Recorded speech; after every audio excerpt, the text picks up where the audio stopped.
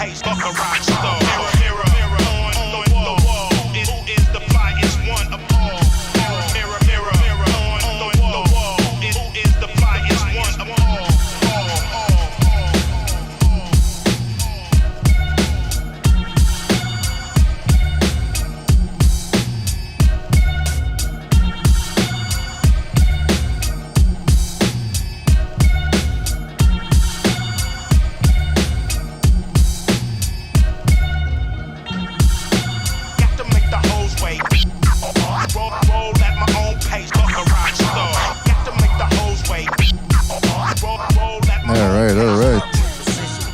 Welcome everybody to another Beatboxing podcast, broadcasting to you live from the True North.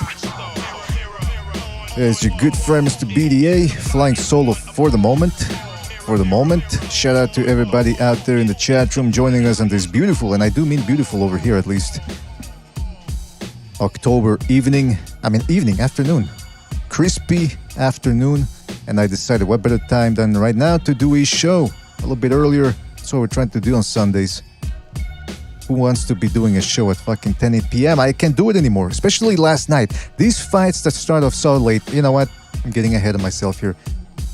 Before we get down to the fun, let's get the business out of the way, fellas. We're going to be talking about the Shakur Stevenson versus Jamel Herring fight that took place last night. Also, Xander Zayas, the Puerto Rican powerhouse, impressing a lot of people. We're going to talk about all of that. We're also going to be opening up the phone lines in about an hour or so, I should say. And shout out to everybody in the chat room. Listen, don't forget, if you want to keep this gravy train rolling, you can certainly do so by donating to the Super Chat. There's also the BDM membership program, where you get special emojis, badges, film analysis. The most important thing, though, is that you continue to like and subscribe. That's the most important thing, that you continue to spread the BDA gospel to the uninitiated. We need people to learn about the BDA gospel, and I believe you fellas are the best conduit for that. Don't forget to like, subscribe. Don't forget to check us out on iTunes, Spreaker, and Spotify as well. We're on there, so check those shows out there. You can download them at your leisure. Shout out to everybody in the chat room. Felipe Percha. Shout out to Felipe, Stray G Turo, Triple JJJ. The greatest official scorecard boxing. Shout out to official. Check out the Coup d'etat boxing. Andre Shooters. Shout out to Andre. Steve James, Triple JJJ. Shout out to Triple JJJ. Stray G Turo, Jay Perez, Cheddar Bob. Who else is in here? Funkritis, Crybaby Steven. Oh, come on. Victor Turkios, Rain, Racecard. That fucking name, Racecard. Anyway, listen, fellas, let's get this show started. I got a couple of things to talk about here, especially the Valdez Stevenson fight that could be taking place one of these days. They're both promoted by Top Rank, so very good chances that we get that fight. It's the fight we want to see. And so, if you haven't seen it yet, spoilers ahead.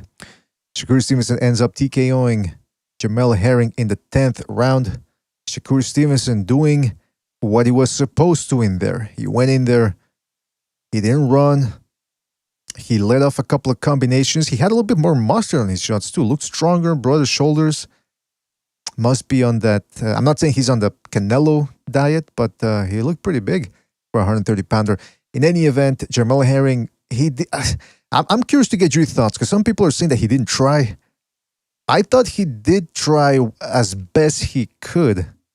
It's just, you have to remember, Herring is not a power puncher. He's not the most active puncher in there either. When he was fighting guys like Ito and who else? Lamont Roach, he's usually quicker than those guys, and he was the one thinking ahead. This time he was up against a faster guy, and not for nothing, but probably a smarter guy as well in the ring. And that's what happened. Because it's interesting, because before the fight, Herring kept saying, I'm going to go in there and I have to take it to him. There's no other way to beat this guy. I think he's smart enough to know that he wasn't probably going to outbox him from the outside. And yet, once he got in there, it was it's one thing to say, I'm going to walk this guy down. But when you're taking those type of shots in there that you do not see coming, that's the dangerous ones. Those are the dangerous ones. That's the type of fighter that makes you think, Shakur Stevenson. And to his credit, again, Stevenson, like I said before the this fight, we were doing a Wednesday show, and I said, you know what? I rewatched the Joed Gonzalez fight, and Gonzalez gave Navarrete a very tough fight last Friday. Well, not last Friday, the Friday before. And so I started reevaluating that fight, and I looked at the Shakur Stevenson Gonzalez fight, and I said, well, you know what? Shakur Stevenson wasn't running. He was standing his ground, and he made Joed Gonzalez respect him. Now, could Shakur Stevenson have put a little bit more pressure, strung together a couple more combos together? Sure.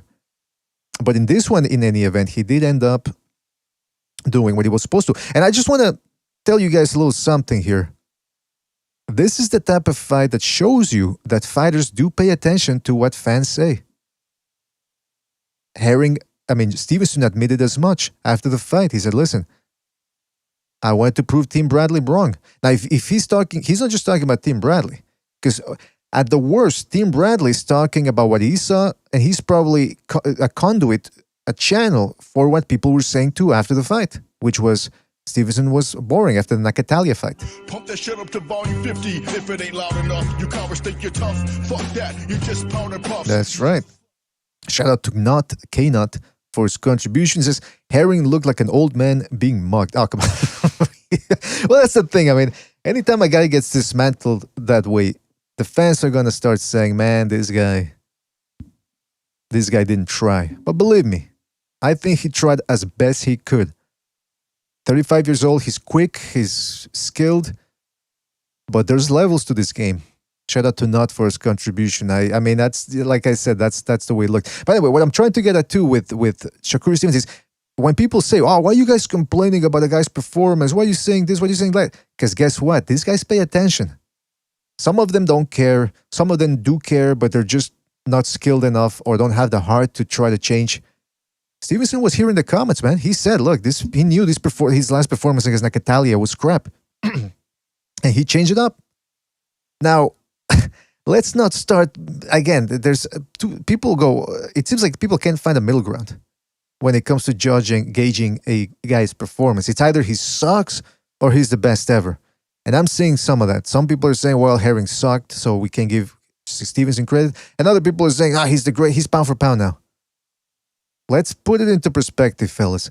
The good, he outboxed Herring. He didn't run. He stood his ground. He struck together a couple of combos. That was all good. But when it comes to, hold on a second. When it comes to saying that there was a big stoppage, he didn't stop the guy.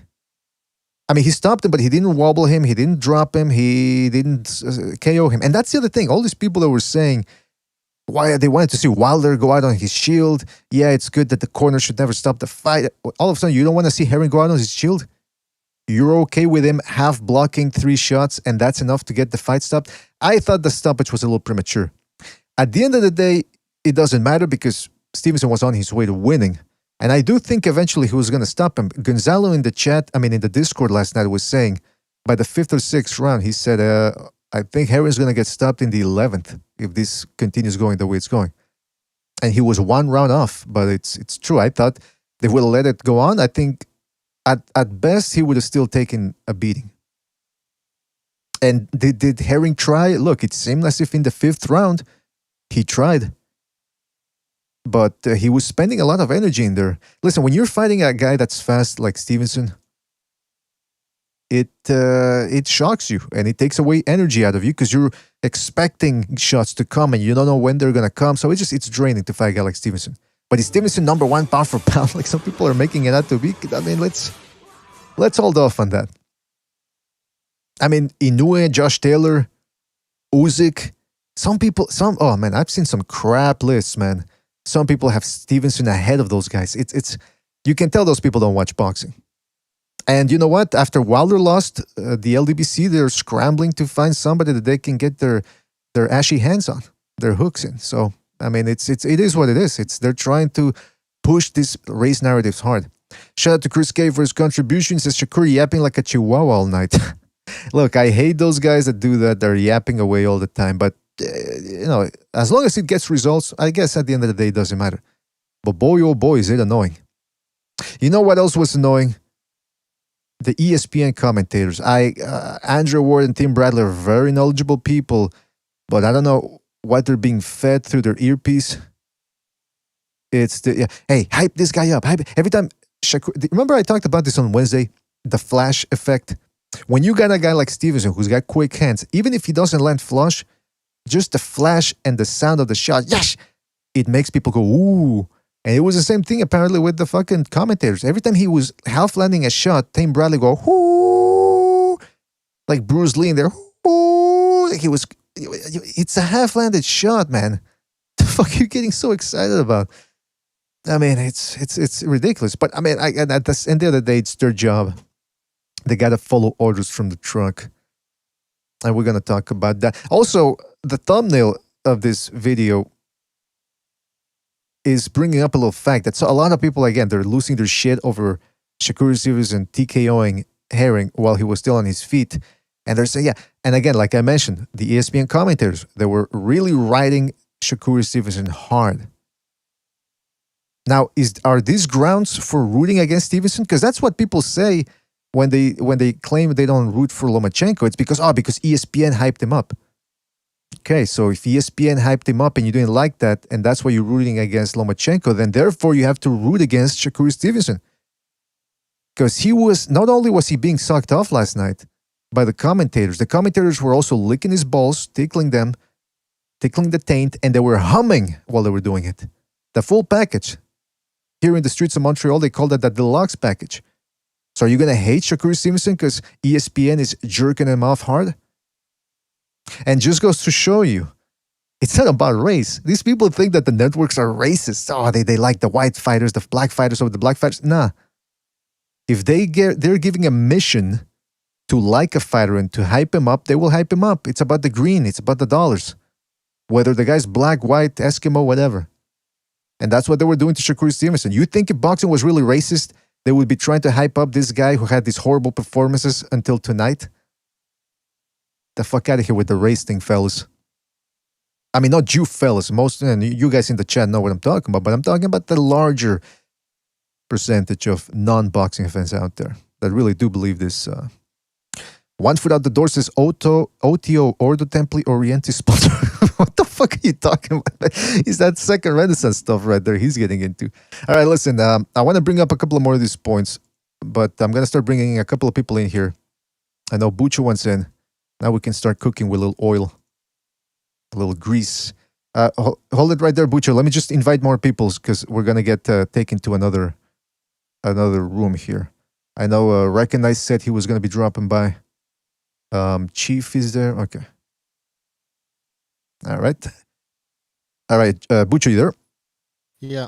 Can you hear me? Yes, I can hear. Now, Bucho, you're the one that brought up that good point last night about how people complain about Lomachenko is being hyped up by Top Rank and ESPN, and yet now ESPN and Top Rank were doing the same thing to Shakur Stevenson. You want to expand upon that a little bit? I'm curious to hear you. Listen to the commentators yesterday. I mean, listen, Shakur Stevenson is a talented fighter. The speed is there. The power is lacking a little bit, but I'm not gonna say he's a bum or anything. No, he's a great boxer, absolutely. But my issue is with these hypocrites, right? That were complaining that people were.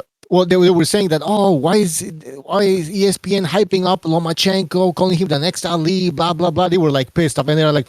Also, they used to say, well, I don't hate Lomachenko, but, I don't like the fact that they're hyping him up, That's why I don't like Lomachenko. It's like, okay, so do you like Lomachenko or don't you like Lomachenko? They were all like trying to confuse you and shit. But anyways, they said that they were very angry at how ESPN were hyping up Lomachenko. But now, man, yesterday you could hear how the ESPN crew were hyping up Shakur Stevenson. I mean, the only one that talked actually said what he really thought about Shakur Stevenson was Timothy Bradley, and that was in previous fights, right? When he said he was boring, which he was. But anyways, my point is that yesterday it was disgusting. I mean, like Shakur Stevenson, he's growing into his man strength. Like what are you talking about? Like he's growing into his man. Like we're seeing a new Shakur Stevenson. That's why the referee was instructed to immediately stop the fight. Now I'm not complaining about the stoppage, but they could have let this fight continue, although I think it would have been pointless. But anyways, I losing my train of thought here. So yeah, the ESPN crew, They were hyping up Shakur Stevenson, and I understand why they're doing it. He's the ESPN fighter. That's why they were doing Lomachenko as well. They were like just praising him. Now they're praising Shakur Stevenson. But I want to see these hypocrites come out, and start complaining about the ESPN crew. I want to see them do that. But I doubt that they're going to show up. Because it's annoying. Listen, it's annoying. Whether they do it for Shakur Stevenson, Lomachenko, Inoue, he's downloading the information. And Mark Kriegel with the same story. His father pulled him out of boxing for 2 years for dance lessons. Shut up. We've heard the story numerous times. We don't care, man. Move on. Stick to calling the action in there. I wish there was a mute button for commentators, but that you could at least just keep the sound of the punches in the crowd. Because sometimes, and like I said, if you left Andre Ward and Timothy Bradley to their own devices, I'm pretty sure they'd be fantastic. Same goes for most of the other commentators out there. But you got the people in the truck giving them orders, how to structure narratives and so on and so forth. It's absolutely disgusting. Listen, I don't want to harp on this too much, but we got to recognize and Jimmy, and I'm very curious to hear their thoughts on this, because this is a perfect opportunity to educate people out there that the networks aren't racist. They're just told they want to hype. That's what I was. One last point. That's the thing. It's not about race. These people thought that they were hyping up Lomachenko or just giving him a lot of praise simply because he was white. And that's bullshit. Like Shakur Stevenson is white and they're praising him. That's how it works. It has nothing to do with race. They're going to support their fucking fighter. That's how it fucking works. Exactly. And I think I know there's people saying, why don't you guys talk about the actual fight? We're going to get to that. Believe me, that's what we do 90% of the time. But this is a golden opportunity to expose these narratives that boxing is racist and that was. Jimmy, thank you for being on as always, man. You want to expand upon this? Do you got anything to add about this and the commentating that went on?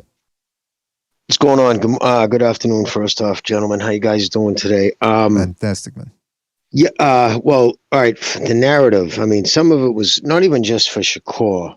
Check out the worst of the night for me was like, I can't already stomach. It's his second fight, that kid Ali. His real name is what? Nico something, Welsh, and he goes, Nico Ali. You know what I mean? He puts his, you know what I mean? It's like, dude, take your abilities, like I tweeted out during the, I'm like, what he should have done is went out as Nico Walsh, and if his abilities brought him to television, then you announce it if you needed something to endear you to the crowd.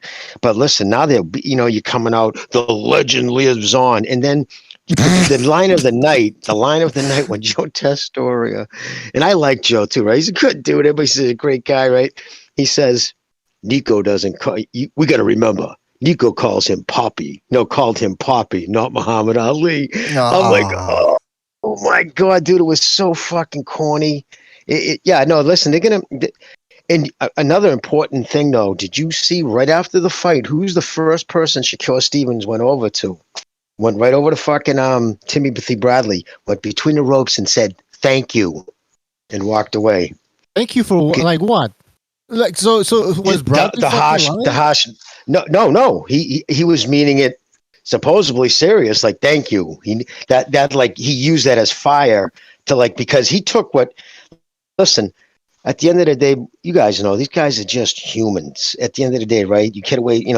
There's just the fame is fleeting and it's bullshit. It's at the end of the day, they're humans and they want everybody to like them. It's human nature. When they get on Twitter and they see people destroy him, he's boring, he sucks. And then that's one thing to have the fans on Twitter where you can kind of not put a face to it. But when someone on a personal level is on television saying, that was pathetic, that was boring. So, remember the shit that he said after the end of the last fight? Like they said, that really drove him. And you know what?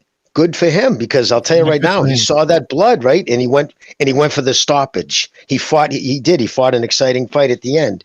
He's very calculated. Like I said, I thought it was going to be a whitewash. I didn't think it was going to be good. I like Jamel.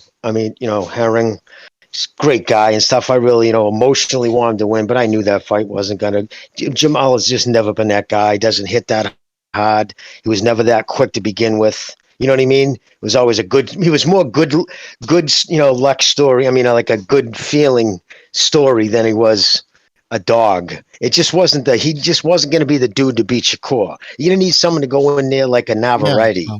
You know what I mean? Just go in there and throw bombs at him. You know what I mean? Like the minute I saw him on the outside trying to fucking go shot to shot with him, I'm like, okay, the fight's over. I tweeted at the end of the second round, I'm like, yeah, this fight's done. Yeah, a I bunch of people even said said I that. don't think he's going to finish it. A bunch of people said that on the Discord. They were, as soon as the third round ended and Herring wasn't letting his hands go, a lot of people said, "Man, I've seen all I need to know where this fight's going." I mean, you could tell. Yeah, he was confused. Yeah, he was confused. He was reactionary. He didn't know what to do. The speed. That's the thing that people don't realize, man. Like power is one thing. We always think one must feel like you're punching the head. When you're a boxer, when some dude is just so much faster than you, speed kills in boxing, dude. exactly. The dude who can get his punches there quicker is just it's just an impressive thing. And Shakur has speed to burn, that kid. So if he continues to fight the way he did last night, you know what I mean? Sky's the limit with him. And He showed me by the that way, he's willing to take a punch. So I'm sure Recognize has his point he wants to get across. So I'll shut up now. yeah, Recognize if you want to jump in there. Yeah. Salute to everybody on the panel. Salute to the chat. Yeah, I mean, listen, I thought, obviously, I think that he came in there to make a statement, which he did. He did better than I expected. I think like after the third round, it was looking really bad for Herring. And I remember thinking to myself, if this fight continues in this pace, no way this fight finishes. I don't think it go 12 rounds. So yeah, I mean, do these fighters pay attention to the criticism? I think they do.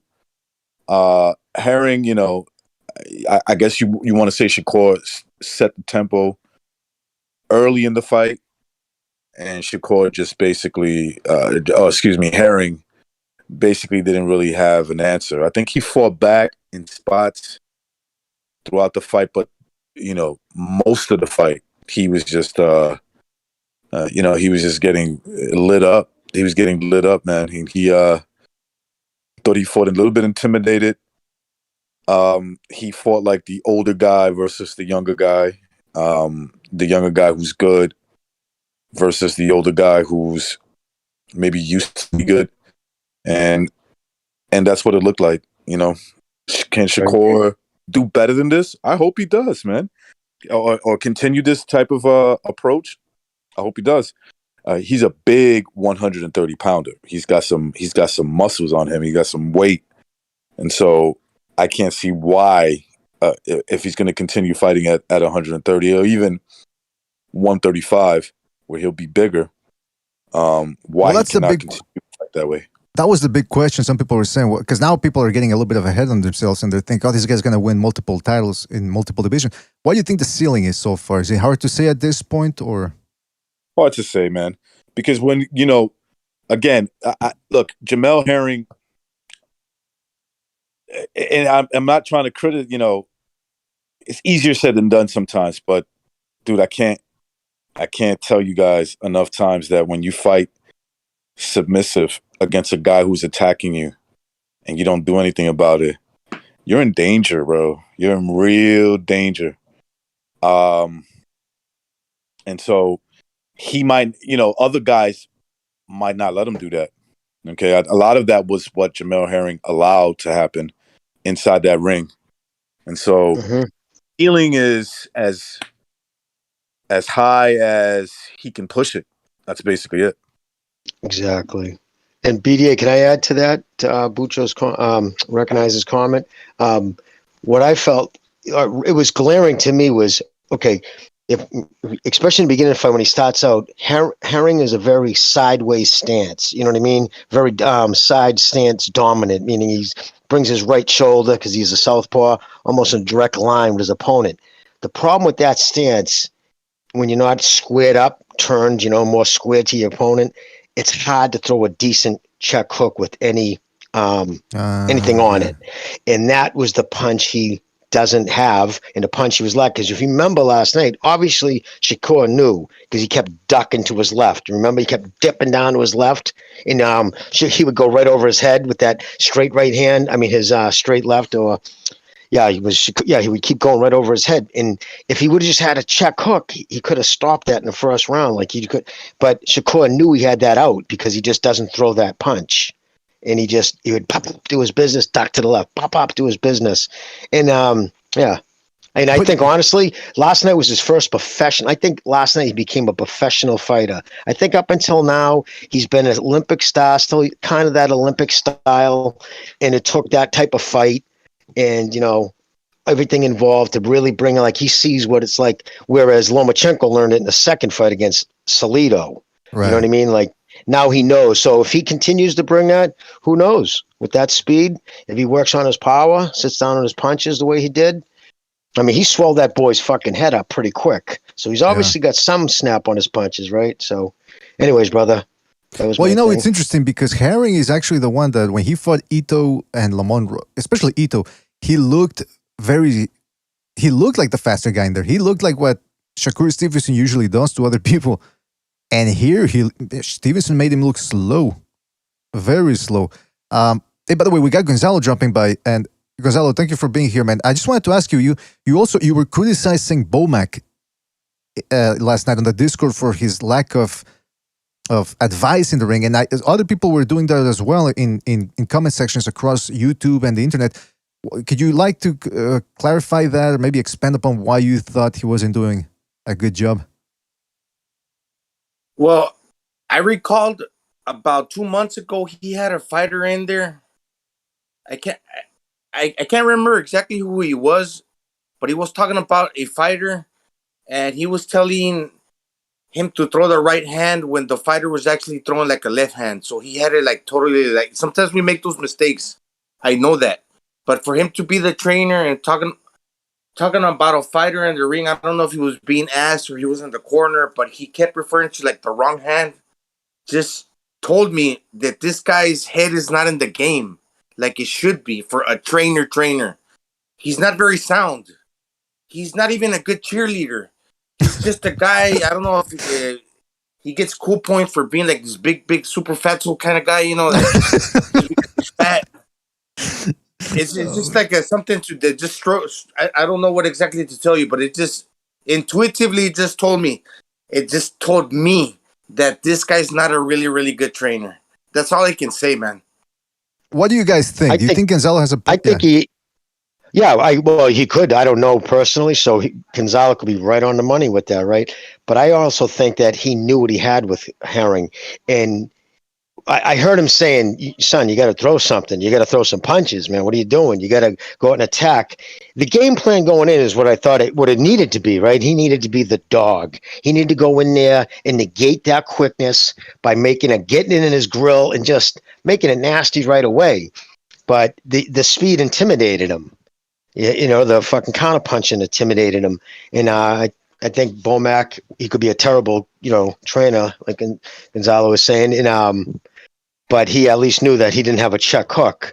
And so I was surprised, though. He wasn't saying at least try to throw one, square up a little and throw the right. He keeps dipping to the same side. He'll dip right into a shot. And, but he didn't. I kept listening, and from what I could hear, he didn't. But, yeah. People in the chat, Alone, Official Scorecard Boxing, and Knut are saying that Gonzalo, that was the fight between Rob Brandt and Alukamuniev, or whatever the guy's name is, the Kazakh guy that's fucking 6 feet 3 inches tall.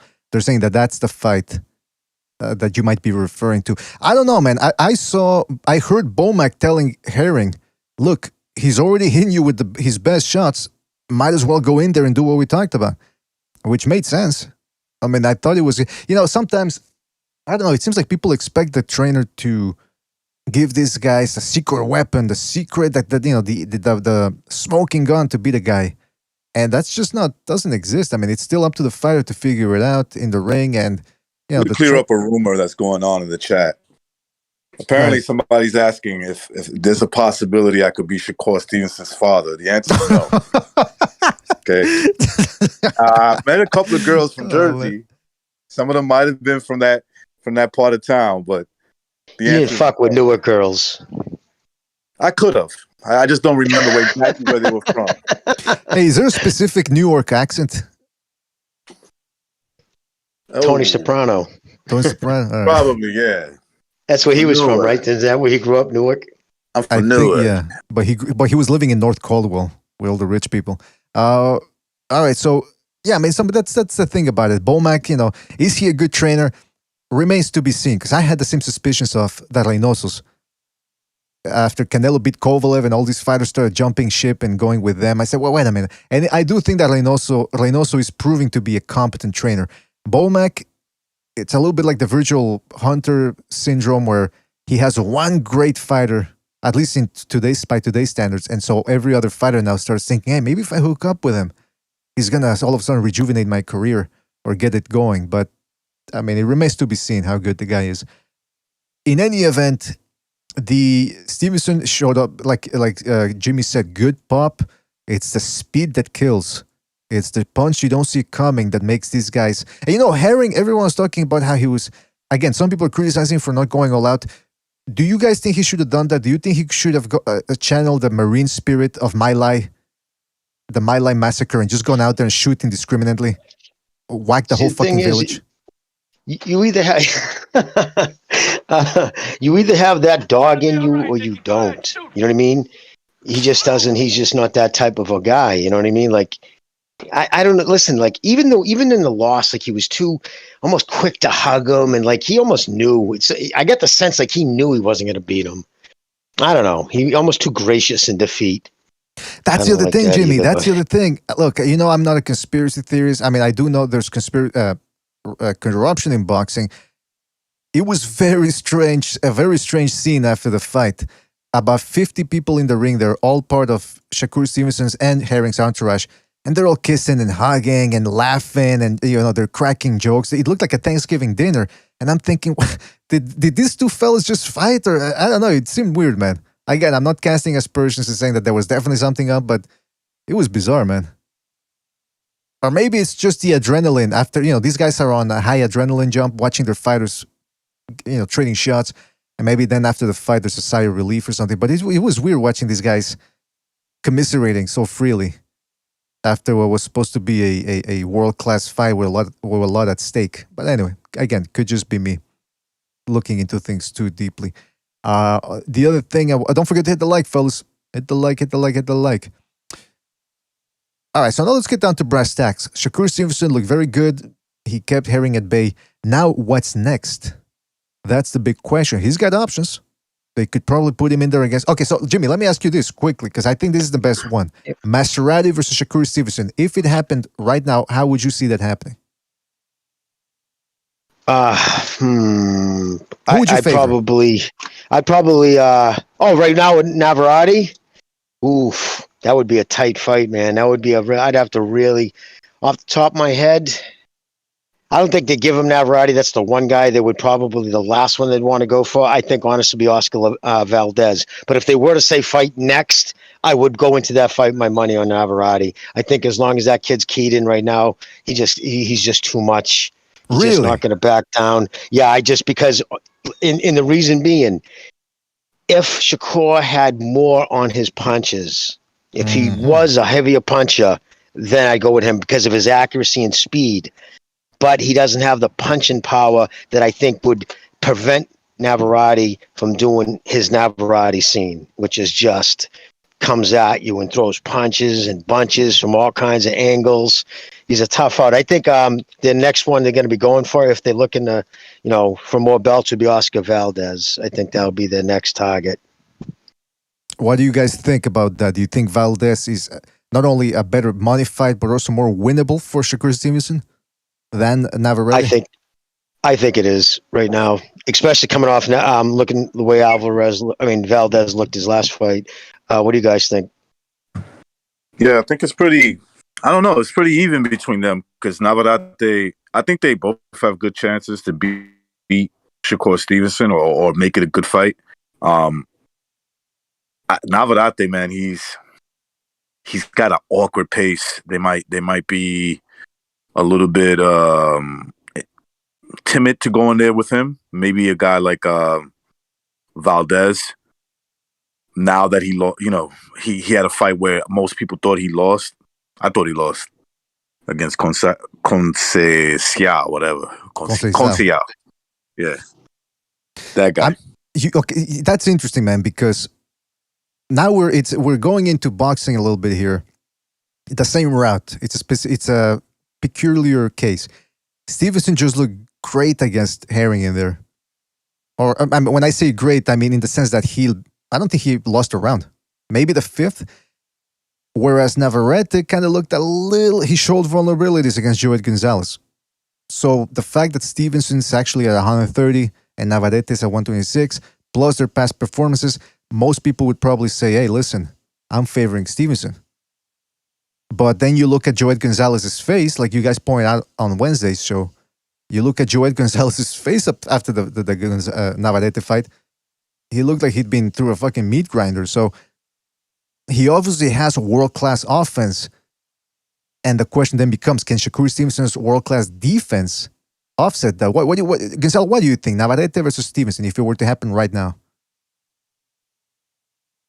It's a hard fight for Shakur to anticipate how Navarrete is going to fight in the ring. And he's the type of fighter that wants to be secure of how he deals with the other guy's offense in order to feel comfortable and open himself up. If he realizes that he's got it, he'll get into distance and he'll do what he does. Shakur Stevenson will. But if he knows that he runs the risk of getting countered, he might get a little wary. He got countered by Jamel Herring. I think it was in the fifth round that Jamel Herring landed like a big shot. And when he landed that shot, Jamel Herring, he looked shook. Shakur Stevenson looked shook. He looked like, that punch halted him in his tracks for a second, and he had to like do a double take and reassess what he was doing in there. He kind of froze a little bit. I saw that. I picked up on that. So with Navarrete, he's gonna do that where he's gonna land and it's gonna keep Shakur Stevenson thinking, how am I gonna approach this guy? And if you're fighting like that, it's very hard to anticipate what style to bring into the ring, how to effectively fight. So I don't know if there would be even comfortable enough to put him in the ring against Navarrete. Would I favor Shakur? Yes, because of his size. He's larger. And when you're larger, you prove to be more effective against guys that are like thinner, even though Navarrete punches harder. I think the strength and the strength department, that would benefit Shakur Stevenson. I would favor him, but it would be a tough fight. I don't think it would happen, though. That's interesting because, like you said, if you just stand in front of Stevenson and just fight punch for punch with him, he's going to win all night long. He can work that pace 12 rounds. The same thing could apply to Navarrete a little bit because you saw what Joet Gonzalez did. He pushed him and he ended up walking into a meat grinder. But he was so tough and well-conditioned, he was able to go 12 rounds. But if he would have stayed on the outside, that's equally as dangerous, if not more dangerous, because then Navarrete is just going to pick you apart with those wide uppercuts and hooks of his. So do you think the same goes for both guys, that if they just stand on the outside, they're both going to be... Gonzalo just dropped down. Yeah, that's what I'm asking, essentially, is if both guys just stand in front of each other, it's equally as dangerous for both guys as if they just go to war. In other words, they complement each other well, is what I'm trying to get at. Would that be fair to say, or? Well, in any event, listen, I think it's a good fight. With the Valdez situation, I want to say this. At this point, if it were to happen now, I would favor Shakur Stevenson because he's quicker. He's got those straighter shots. We already saw Marriaga and Consensayo give... Well, actually, I haven't seen the Consensayo fight.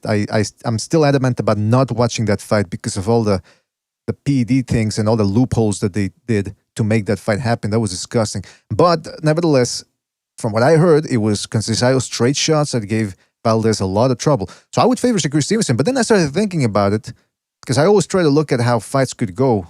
If this guy does this, if this guy does that. Yes, Shakur Stevenson, I think straighter shots would favor him against Valdez. But at the same time, Valdez can crack. And we already saw Stevenson in against Nakatalia, or Nakatina, whatever his name was, the African dude. He hit him with a good straight right, and since then, he had him shook and didn't want to overcommit. So I'm thinking, the same thing happens with Valdez. Yes, his hooks are wild, but they're also quick.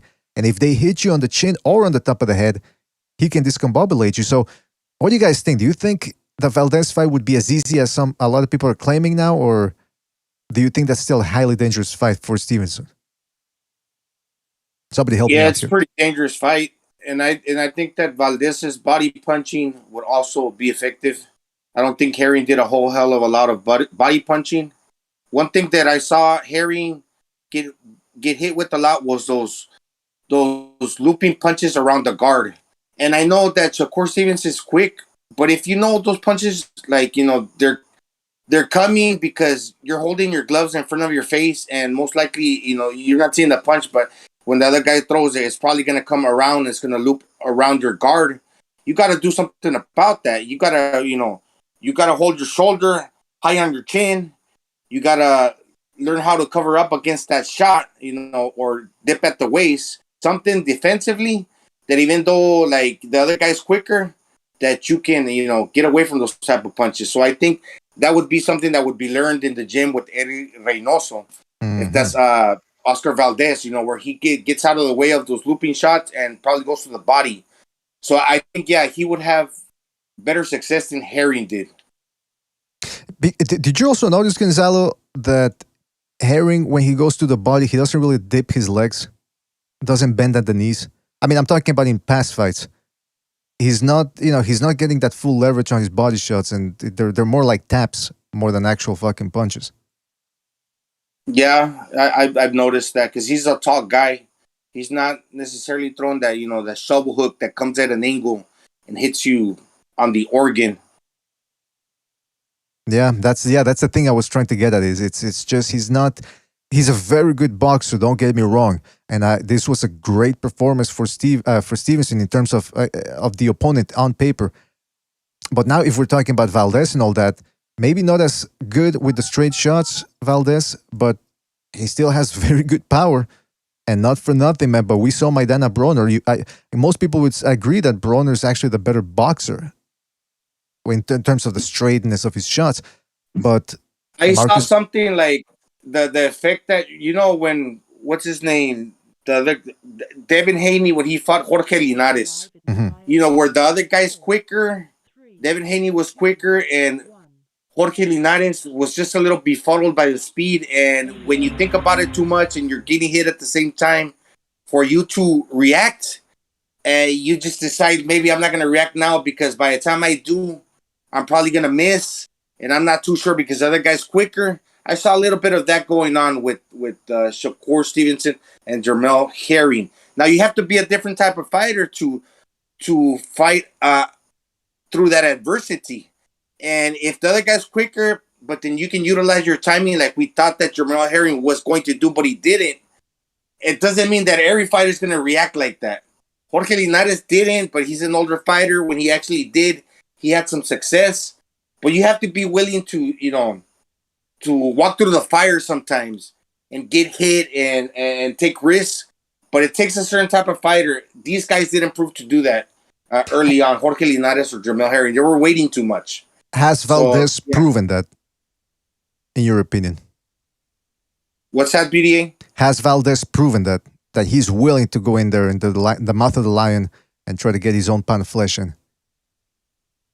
Yeah, he has, but he's gotten really, really tagged up in the process against that one kid.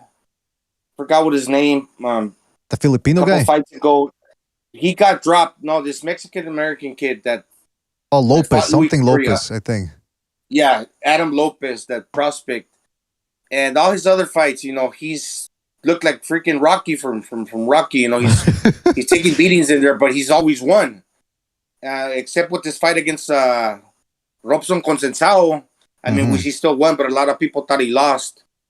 But, he's looked vulnerable. I can't really say, but I would just favor Shakur Stevenson, really, to tell you the truth. But he's a guy that would risk, definitely. He would take more risk.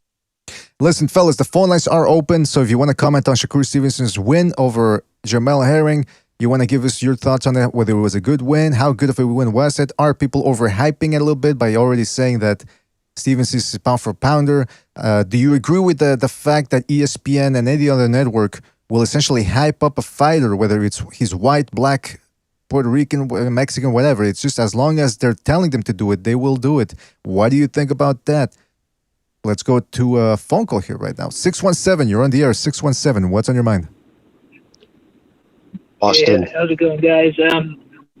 I think, honestly, man, I think that Herring looked absolutely terrible, man, in that fight. I think he had no power on his shots.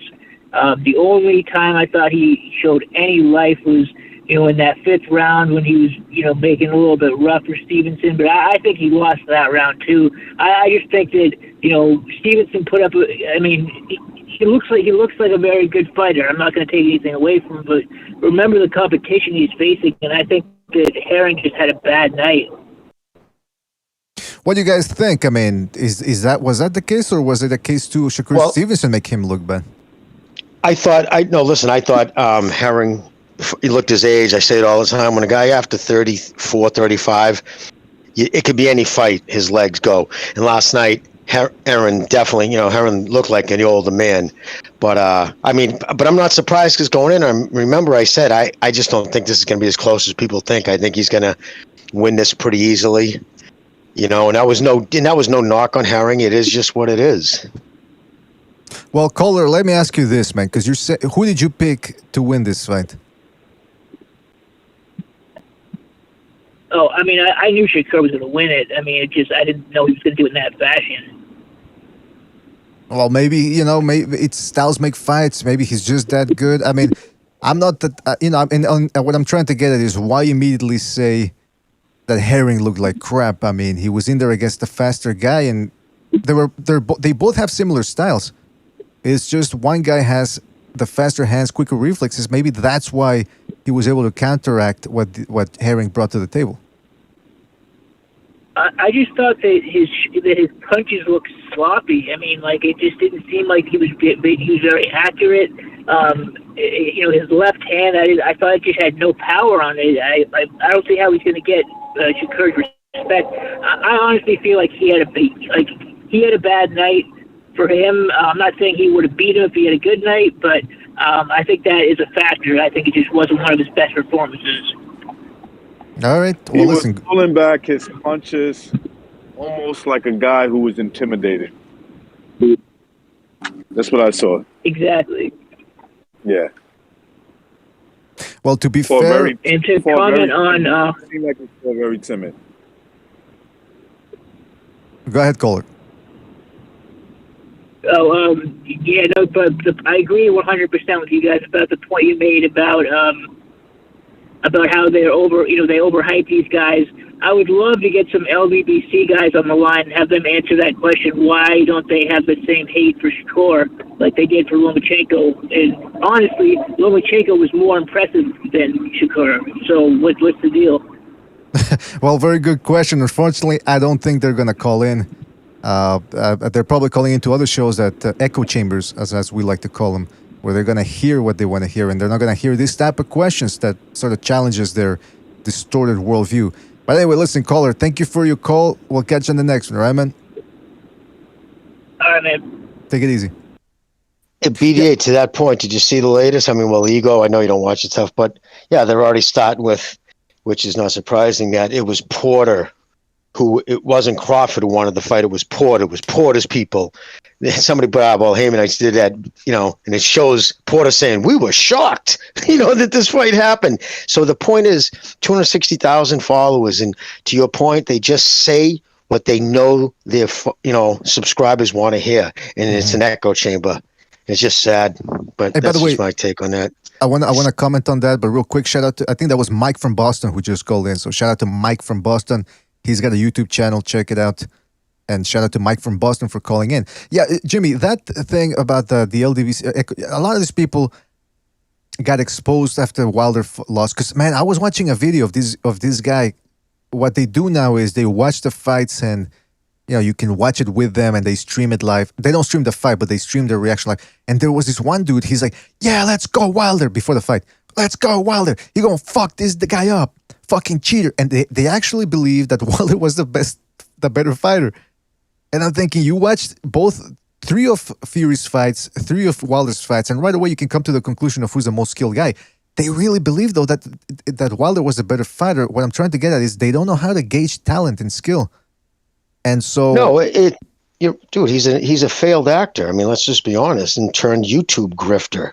That kid Ego. And the best part is, in his video, as he says, well, it was actually Sean, and he puts up Sean Porter quotes. But the thing is, the quotes he put up had nothing to do with what he's saying. I'm like, wow, so he knows his subscribers aren't even going to read that. So they just put a filler in the background and just lie, just My straight goodness. lie. And they It's don't disgusting. care. It is They don't even disgusting. care. There's no standards. Yeah, it's just, hey, man, tell me what I want to hear. Get my dick hard. And that's it. There's no fact checking. There's no importance placed on whether it's true or not, whether things that are being said are factual. It's just, hey, tell me what I want to hear. Make me feel real. Make me feel And he's one of the something. faces of that organization, brother. He's, Ego. He's one of the big guys with 260,000 subscribers. Listen, And you he know what? straight out, full-faced lied just because he could get away with it. Because he knows he's not going to be called on it on the people who want to hear that. But again, that's why that's why people don't respect him. I mean, I'm not worried about that fella, nor anybody, really any of them. But I will say this, man. Going back to the whole Shakur Stevenson fight, hey, people criticize him for his performance and give him credit for trying to improve his style and throwing a couple more combos in there. That's all we ask, really.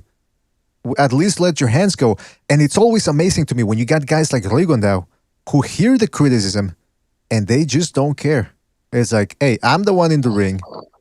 But I can understand that. Look, if that's how these guys want to fight, that's their prerogative. But don't expect to receive $2 million paydays and to have TV dates when you don't give a crap about the fans. It's a two-way street, boxers out there.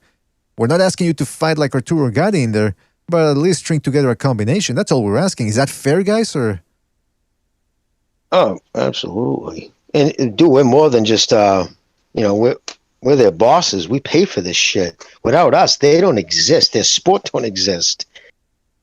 And a lot of fighters seem to forget that. exactly? I mean, hey, Our listen. opinion matters. Look, there's guys out there that do boxing with skill. Look at Lomachenko, look at Usyk, look at Errol Spence when he fought. Look, the Danny Garcia fight, it wasn't a slugfest, but I rewatched that fight 2-3 times so far. I've rewatched it because Spence was popping that jab, but he was also trying to get Garcia out of there, going to the body, string combinations. Tank Davis, maybe Tank Davis is a bad example because he doesn't let his hands go and string the punch together. But there's plenty of boxers out there that do it with skill, but also try to take guys out. And I think Stevenson sort of saw that a little bit, and now he improved. But guys like Rigondeaux, who look at the criticism, they hear it, and they just don't give a crap. Well, I guess what? We don't want to see you fight on TV either. Just because you're good and you don't take shots doesn't earn. This ain't basketball. This ain't baseball where we look at the stats and go, "Whoa, this guy hit I don't know how many home runs. Therefore, we're gonna pay him 10 mil per year." That's not how it works here. It's show business. It's combat. You got to show us something for us to want to see you fight. That's what all it is. Fight film, aka Precise in the chat says Loma beats Shakur easy. 2 basics, low feet, and 0 punching power. They will wait until Loma is 40. Well, I mean, now that he reminds me about the Loma thing, that's again, I mean, Lomachenko was doing, the performance that you saw from Shakur Stevens last night, Lomachenko was putting those type of, I mean, he was stringing together 5 of those together. And instead of praising him, a lot of people were saying, he's being overhyped. Bob Arum said he was the next Ali. I also remember Bob Arum saying the same thing about Pacquiao. And I think he's also started saying it about, he's been saying it about another guy. No, it's not Josh Taylor. It's somebody else. He's starting to overhype another guy. That's what they do. But these people go, that's why I root against Lomachenko. Well, start rooting against Shakur Stevenson now because they were slobbering all over his dick last night. What else, man? Oh, yeah, well, okay, so the Valdez fight, we already talked a little bit about that. Don't forget, fellas, the phone lines are open. Yeah, go ahead, Jimmy. You guys I was going to say, I just wanted to put a shout out before we get too late into the show. I just want to throw some shine on fucking Xander last night. Holy fucking shit, does that kid look good? He looked even better. So there's a kid who's still working on his craft. That kid's balance, his feints, he's got length. He knows how to use it. He hits hard. And that kid he fought comes from a top family from Pennsylvania, the Capaces or Campancies. There's 3 of them, all pros. He's a prison guard himself, but these are tough guys. Like, you know what I mean? And that's my son. Tell the chat to put a rumor. That's my son. Yeah, Xander, I'm telling you, kid, that fucking's from San Juan, Puerto Rico. And of course, I can't help but like Tito in the back of my head, like, because the kid's so good. And Puerto Rico's been desperate for a dominant world champion. They haven't had one in a while. I think boxing's always better for that. And no, listen, all the praise in the world. I was giddy last night watching that kid fight. Did you catch it? Oh yeah, What'd you guys I think? saw the. What did you guys think of it? Well, recognize for Gonzalo? All right. Well, I'll go. Well, yeah. And I Yeah, the missed kid's it. pretty good. I was out for dinner, and by the time I got back, the fight was over. He beat La this guy pelea, up good, man. Yeah, Yeah, He beat this him up guy's. Was that? he beat him up good, right? That's what I heard. Beat him up. Yep. Well, actually, the only criticism I heard about it was from Gonzalo. In fact, in the Discord, he said he doesn't have that one punch Tito Trinidad power. Gonzalo, is that would that be fair to say, or you want to rethink that? Or? Yeah, I don't know. Maybe yeah, because he had him. He was doing anything he wanted against him. So I was just thinking of the fight. Remember Tito Trinidad when he fought Yoriboy Campas and he almost decapitated him against the ropes. Remember that, BDA? Yeah, I remember that fight. Good fight. He Let got- me pose the question though. How old was Tito when that fight took place? Do you guys remember? It's probably I 23, don't, 'cause I'm asking. 24. He was probably 23, 24. He was very young when. Yeah. Zenda's 19. Oh, He's 19. jeez, Luis. Yeah, that puts it in a whole other perspective. Puts it in right there, man. perspective. Yeah. That's why I say, Jimmy. I don't really. What impresses me is that he fights like a mature guy in his 20s, and that doesn't mean he's going to be great. But what I'm saying is that if he can continue to progress, that's a good sign. Yeah, to me right now, Listen, he's more Miguel I'll go Cotto. out. Oh, go, BDA. To me, he looks more like Miguel Cotto than Trinidad, but that's not a knock on him. I'm just talking stylistically. I don't think we're going to be seeing him whacking people out with one left hook like Trinidad. But that, I mean, he, like you said, Jimmy, he broke down a guy that's tough, never been stopped before. Never been stopped. Never been. And he quit too. Remember that? I mean, he went back to his corner. They said, and he went back. He said, nope, that's enough. Because he couldn't figure him out. And he was hitting him hard enough to make him quit. Yeah. You know what I mean? So the pain was there. And again, 19, like I can't stress that enough. He hasn't even sniffed his man's strength yet. You know what I mean? He's still That's 2 years right. away. Like when you said 19, it already even took you were like, wow, yeah, that's puts it in a whole perspective. And I'm not saying he's even going to eventually hit as hard as Tito, but he is going to hit harder than he's hitting now in the fact that I see progression in every fight. And I'll tell you right now, I will ghost my Twitter page if that kid doesn't become a dominant force in boxing. That's how fucking positive. Well, you can do I it know right that. now, I man. just what's up? You can do it right now. Whether he wins a championship or not. No, I mean, I'll never call in again. I'll fucking never I'm call in the kidding. show again or No, anything, no, dude. no, Because no, no, listen, no. I bet my reputation. No, because I really, that kid's just too good.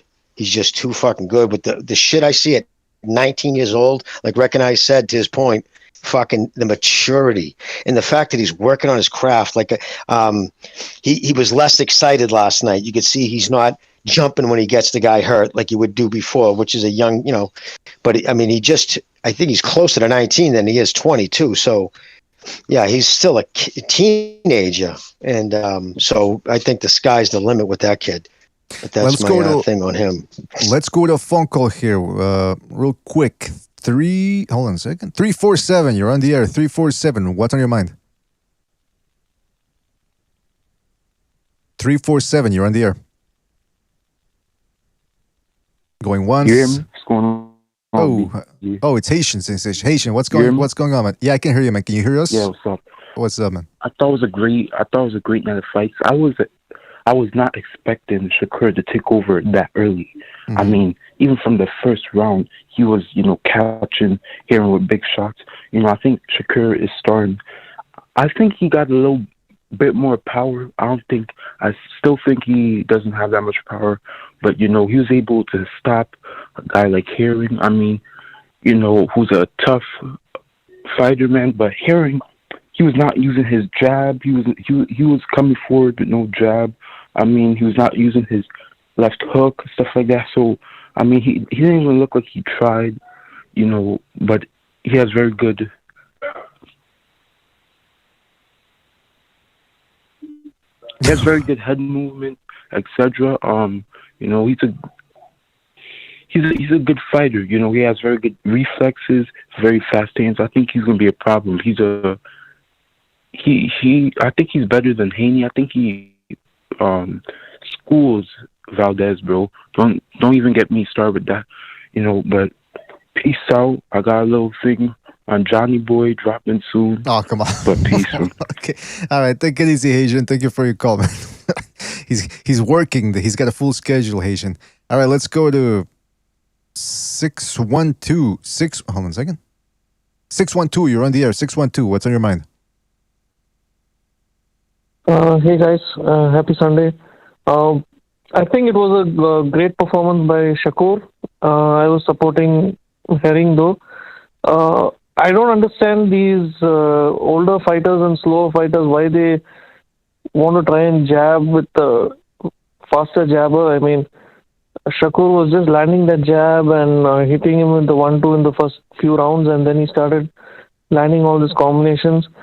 I don't know why Herring didn't come with a game plan to go in like Margarito or Alfredo Angulo and try and rough him up. Either Shakur's shots were very powerful or it was just not his night. So I just wanted the panel's opinion. Like, is it easy for a fighter to, because he had good enough time to change his style to come in with that pressure fight and walking him down style, or is it very difficult to change a fighter's nature? I'll just leave it at that.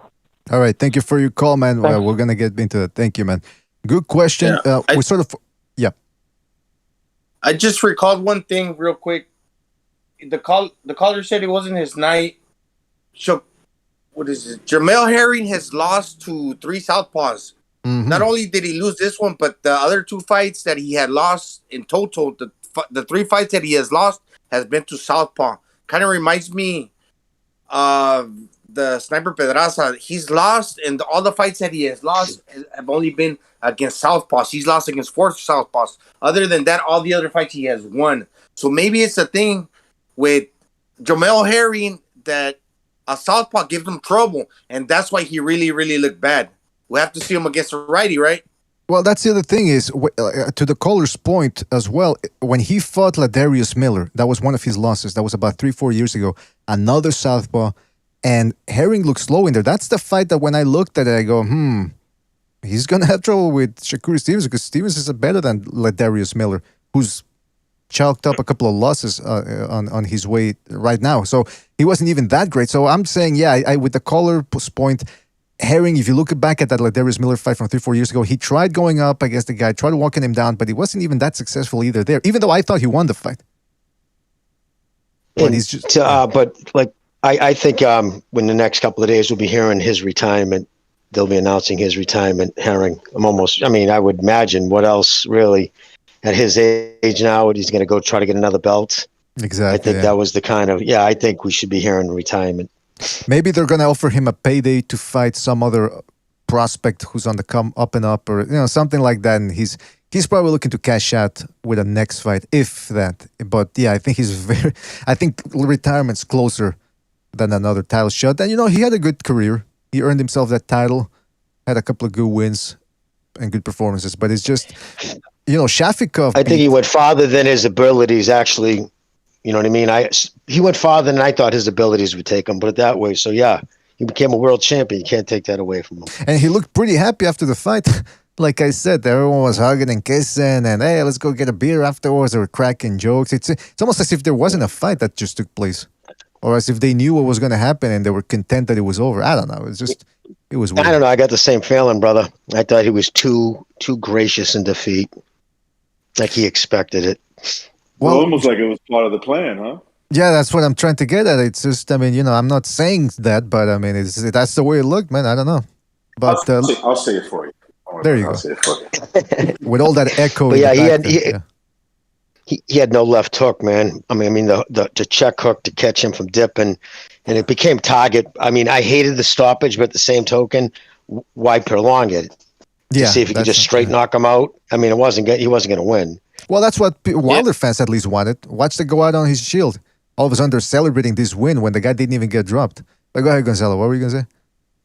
Yeah, just the wife also, she never stepped out of the dressing room. She could have been ringside enjoying the fight, and she probably knew already. She had a hunch feeling.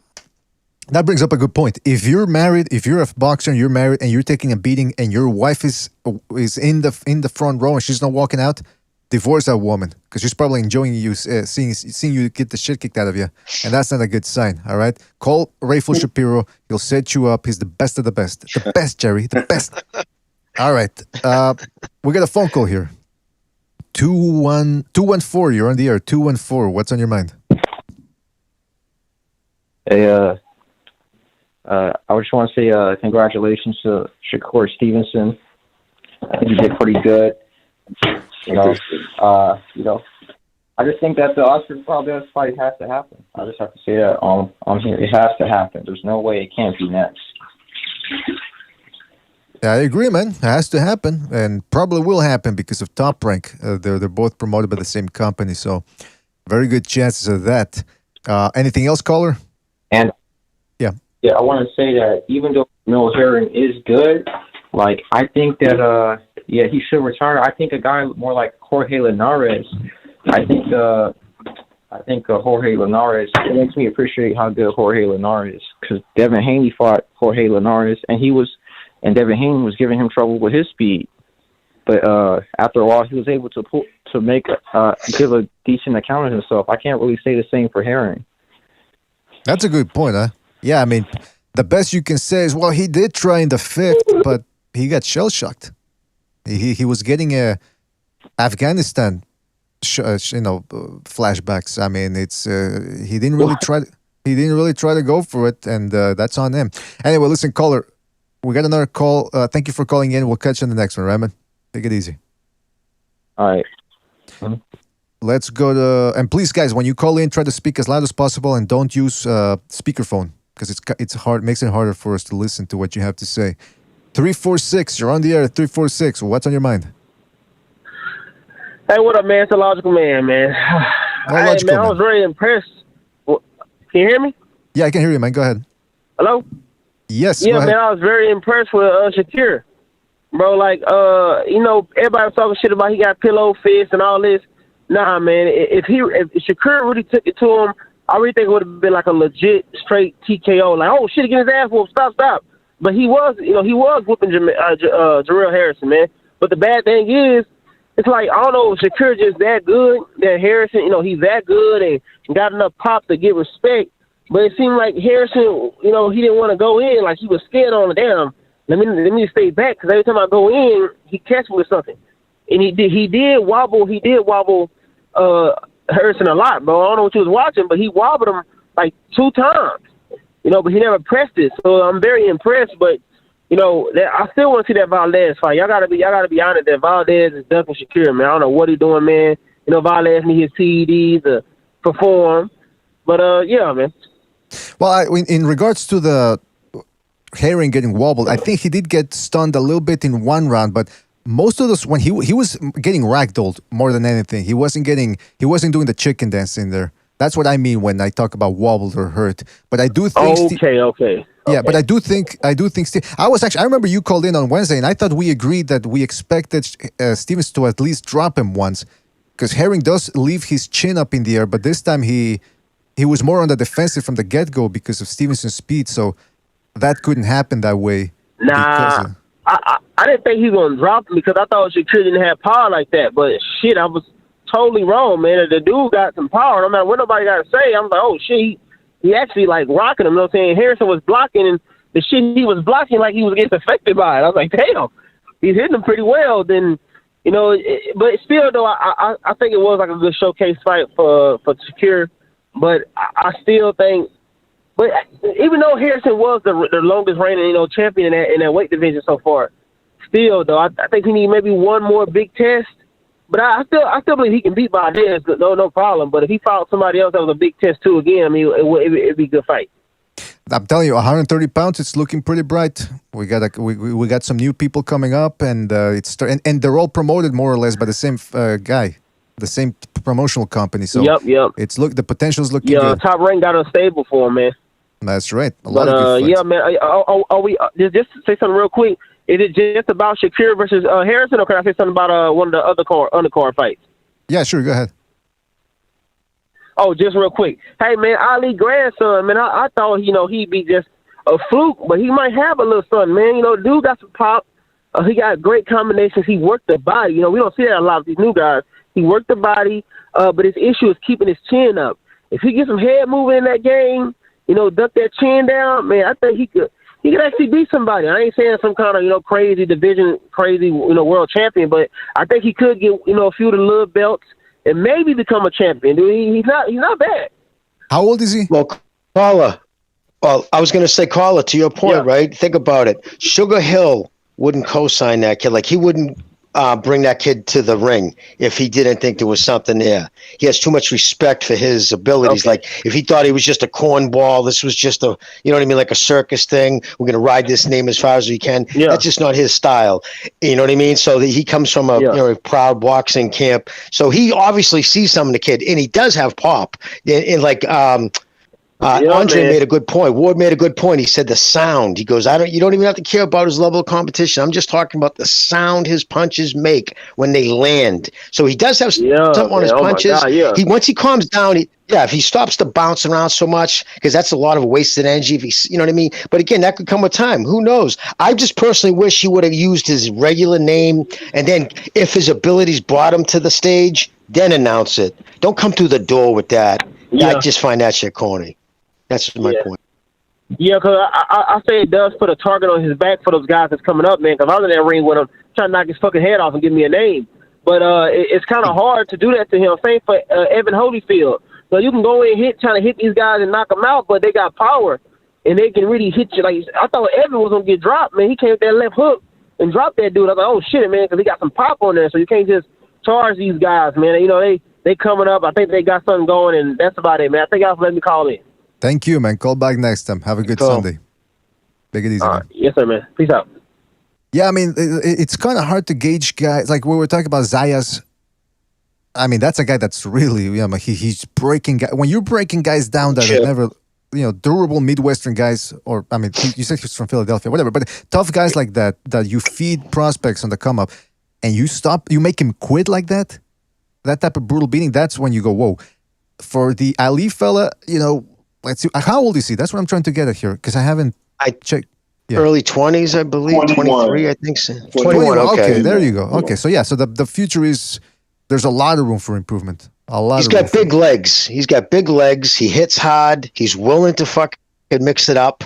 Again, I was happy with what I saw, right? Mm-hmm. But it's just like the caller said, why put that fucking, because people are instantly going to be like, dude, don't do that. Just don't do it. It's not a good look. Maybe even the first time they announce it, that's it.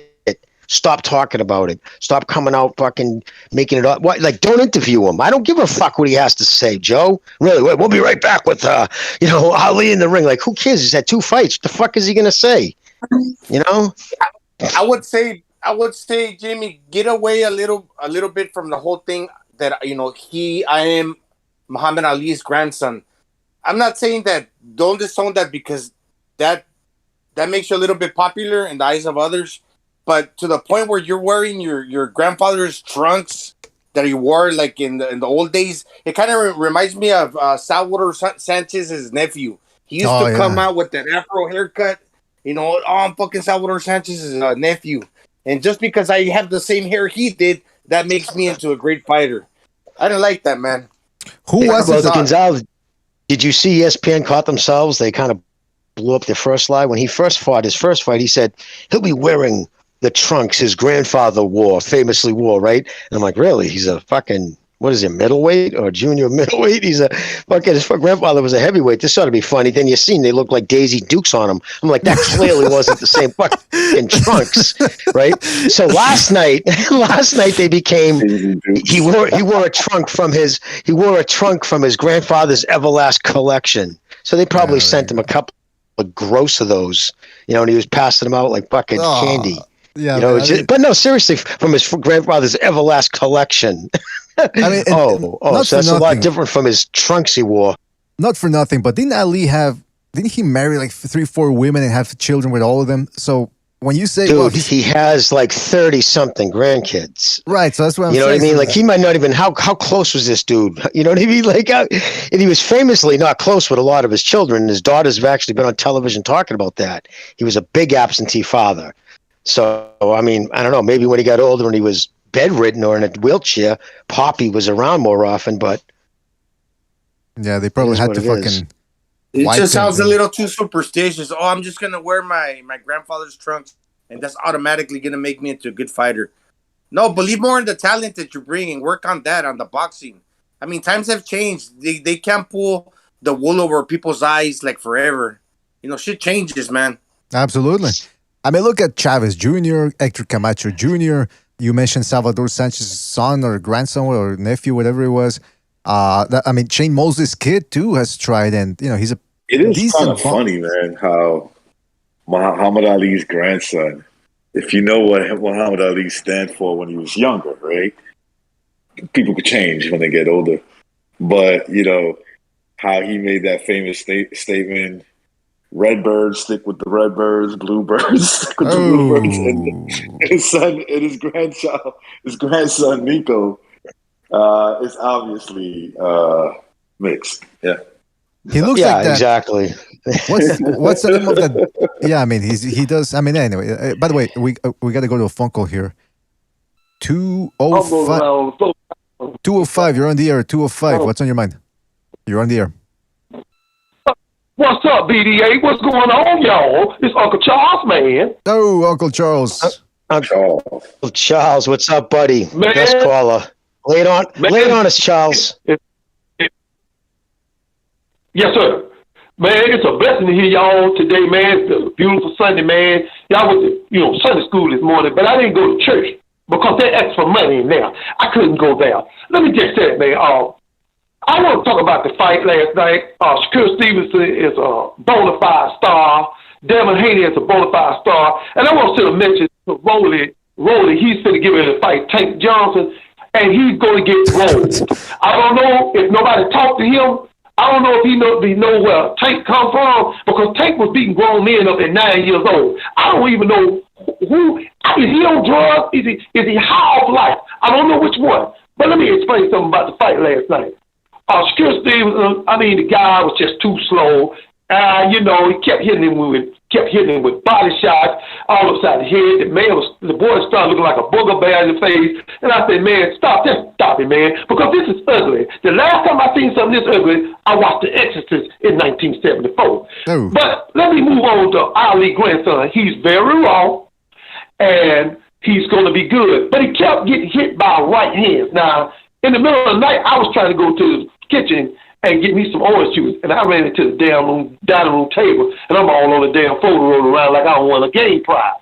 So you make adjustments. The next night, I turn the goddamn light on. And that's how you make adjustments. You need to make adjustments and not getting hit with that right hand. Now, people need to know the origins of Ali. Ali wasn't just great in the ring. He was great as a political figure. When you tell the government, I'm not doing it, and you live to tell about it, you are the greatest of all times. Let me just say this, man. We got young stars, Shakur Stevenson, Devin Haney, Tank Davis. These guys are bona fide superstars. And we need to have these guys start fighting each other where we can know who's the best. Now, when I see some BDA, I see it, my eyes see it tells me what I see. Now, DDA, I was a young kid, and I was in school, man. I was flunking in drama, BDA, and guess what? The teacher said, Charles, you're going to flunk. I said, ma'am, I can't flunk. I can't go back home to my mom and dad and tell them I flunk. She said, okay, you do a school play, Romeo and Juliet. I'll play Juliet, and Mr. Jackson will play Romeo. And during that scene, I said, Miss Johnson, you have to cry when you say Romeo, where art thou, Romeo? And I said, action. She said, Romeo, where art thou, Romeo? And she didn't cry. I said, cut. I said, Miss Johnson, you have to cry during this scene. She said, baby, I just can't cry on the dime like that. I said, Miss Johnson, what size shoe you wear? She said, 7. Well, put on some folds, and when that scene come around again, your ass to cry pain. And that's all I got to say, man. I appreciate y'all, bro, and I love y'all, bro. All right, take it easy, Uncle Charles. Thank you for calling in. That's Take it Uncle easy, Charles Charles. for you, man. I like how he says he was in a school play and he's acting in the school play. And he's the one calling action. he's calling the shots. Nobody questions Uncle Charles, man. He must be 6'5", 200 pounds or something, man. I mean 250 pounds. But shout out to Uncle Charles for his call. And that's how you make adjustments, man. You gotta turn the fucking light on. All right, let's go to real quick. That was funny. He sounds like a movie actor. Well, he was acting with the Romeo and Juliet back in high school. 301, you're on the air. 301, what's on your mind? Hey, happy Sunday, guys. Happy Sunday. So, yeah, I gotta say, I was definitely wrong. I mean, I picked Shakur to win comfortably, but I wasn't expecting him to just kind of put a beating on Herring. So I was kind of impressed by that. He does seem pretty big at the weight, and I was definitely impressed by his ability to kind of manhandle him. Wasn't expecting that. Although he didn't seem to display that much inside fighting, so I think that's something he could work on. And he still seems to be a little green in that he kind of just chooses the mode that he's in, you know what I mean? Like he either moves back or moves forward, but he doesn't seem to really set up counter punches and kind of flow, given like his reflexes and skill would make you think he could. Mm-hmm. I also found it was interesting that a lot of people made a natural comparison between the Herring fight and the Haney Linares fight, because like Herring, as Jimmy said, seems to be an overachiever, whereas Linares is kind of like the less than the sum of his parts, you know, like a real generational talent who never quite made it. Although I guess he was lineal champion, so it depends on how you look at that. I will say though that like Linares, even though he looked more sluggish than Haney, like in terms of combination punching, he looks faster to me. It just looked like he was older, so he didn't have the reaction time. So that's the only thing I would say is a little bit different in those scenarios. I was also disappointed by Herring, quite frankly. Like he didn't seem to do anything, but maybe he couldn't have. But yeah, that's kind of just my thoughts there. And I kind of want to leave it off of the question for the panel. Like, who do you think is the best, like, relative of a fighter? You know what I mean? Because this topic seems to come up. Like, is it really like Eubank Jr.? Is that what we're left with? Because it's pretty low bar there. But you know, I'm not sure who else comes to mind. That's a good question, if man. you could give me a What was the question? He's saying which one? I'm sorry, what was the question? Which boxing relative so far has been the most Floyd successful? Mayweather. Floyd Mayweather. In our generation, yeah, exactly. I guess Floyd I meant as a Mayweather. combo too. You know, like given like a really popular father or popular first fighter. You know what I mean? Because Mayweather's more of like an example where like the son's much better than the father. Yeah. But I guess that's a good one for sure. I mean, well, let's take him out because he's an exception. Yeah, we'll take. Yeah, because we're not talking always about. he's always the exception. There's not. Yeah. But we're not Most of the talking time about it like fails. we're not talking about like a Rocky Lockridge level fighter, and then his son becomes better. We're talking all time great, and his son at least or daughter or whatever at least Corey does. Spinks. Yeah, that's you know what? That's not Corey a bad Spinks. one, man. Yeah, that's a good one. That's a pretty good one. Yeah, I would agree with that. Yeah, you're right. Corey Spinks was a shit. Because I mean, all right, he well, won thanks, guys. Always love the show, and appreciate you letting me call in. Thank you, man. Enjoy the rest of your weekend. I'll listen. Same to you, man. Same to you. Thank you for calling in, man. Thanks yeah, for you know the what? Gonzalo, that's a good one, man. Corey Spinks. Because I was going to say, well, Chavez Jr., because he won a title at least, and he had a good run in 2011, 2012 when he was looking. But yeah, man, Corey Spinks won the lineal welterweight championship of the world. Yeah, he upset some pretty good guys. I mean, that Zab Judah win, the Mayorga win, even though the Mayorga fight I thought could have gone either way. That's a good one there, Gonzalo. That's a good one. All right. Maurice Frazier, that dude got iced by Mike. No. Well, somebody's saying Tim Tszyu. Maybe, man. Maybe Tim Tszyu will be the guy who will live up to, or at least try to come close to matching what his father did. Didn't Tim Tszyu not look? Am I hearing wrong? I heard he didn't look that good his last outing. No, on the contrary, he looked pretty good. Okay, I'm hearing them. I got him confused. That's not surprising. Yeah, I got the sibling or nepotism confused. Well, actually, let me double check because I might be talking out of my ass. His last performance was against Steve Spark. Actually, I didn't see that one, Steve Spark. I was talking about the Dennis. I am absolutely confused. I was thinking about Nigel Benn's kid. Oh yeah, I Connor didn't think Ben. he looked as Connor. good last outing. Yeah, Connor Ben. I didn't think he looked that great last outing. I thought he went backwards. Well, I mean, Granados went in there to essentially negate everything he did with defense and didn't even really. Tim Tszyu might be as good as his dad, maybe a little under it, but he so far That'd be impressive. Yeah, keeping my That eye would on be him. impressive. He does this crazy exercise where he catches like 3 quarters in the air. Oh It's yeah, crazy. yeah, I saw that on the YouTube. Pretty impressive. Tim Tszyu. Yeah, his father used to do that too for reflex. What does he do? Put 3/4 on his elbow? He And then flicks 3 quarters flip in it. the air, and then he catches one after the other. Pop, pop, pop, like 3. And he does it blindfolded. Oh, okay. I've tried doing that, man, with 2. Holy, it's hard, man.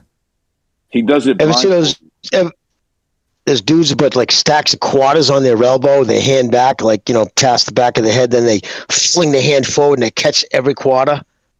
Jeez, Louise, that's pretty crazy. It's insane, man.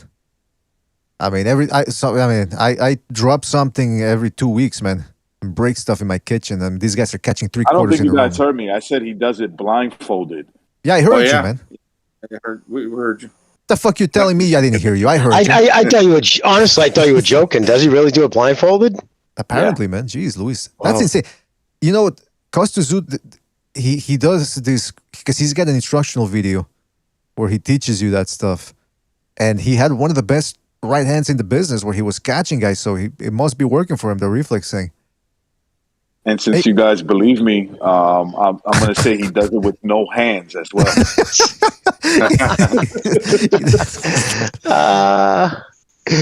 You fucker. He's recognized he's fucking with us. Hey, remember the movie Bloodsport where the guy takes the quarter off the dude's hand in order to save the reporter that he starts dating, the fucking Jean-Claude Van Damme? Oh, yeah. By the way, Pete's messaging me. He goes, the quarter thing is called a pickpocket. Ah, come on. Everyone's being a comedian now all of a sudden here. You see, recognize what Recognize started. Hey, speaking of comedy shows, we didn't get a chance to talk about this. I'm going to share this with you here on Discord. But the fight we're all looking forward to, Tank Davis versus Rolly Romero. They did the press conference this, Friday or Wednesday or Thursday. And that was the only thing that I was sort of looking forward to involving these two guys. The fight itself, it's and the undercard too probably is going to stink, knowing what the PBC does. But I mean, people were expecting something explosive to happen, and boy, oh boy, was it a bit of a shit show. Hold on a second, I'm trying to share the screen here with you fellas. I honestly thought the kid has a learning disability. No, like, seriously, dude. I'm like, that fucking kid took the small bus to school. Holy shit, they're really gonna fucking put this kid in? Dude, did you hear him? Oh yeah, I heard him, man. I'm like, wow, this kid ain't all there. There was a character what one of the Wayans brothers used to do that talks like that, and they talk like that. Handyman? I think maybe that was it. He sounds exactly like him, man. Yeah, dude. And I'm still hoping, dude. I'm praying he fucking, just because, and it isn't even against Tank at all. I was so high on that kid, but because of my dislike for Ellaby, that fucking shuckster, that propagandist, he's already on Twitter again, fucking bashing the fucking attendance there last night. Of course, doesn't mention that in the same town, the fucking Atlanta Braves are playing in the ASL fucking Game 6. You know what I mean? Like, doesn't mention that. But it's just, he's just such a fraud. Oh, there's all this hate he's going on again about all the hate for Tank. No, dude, it's the hate for the way you've handled his career. Turn him into a fucking, it's, I don't know. Oh boy. Can you guys hear me?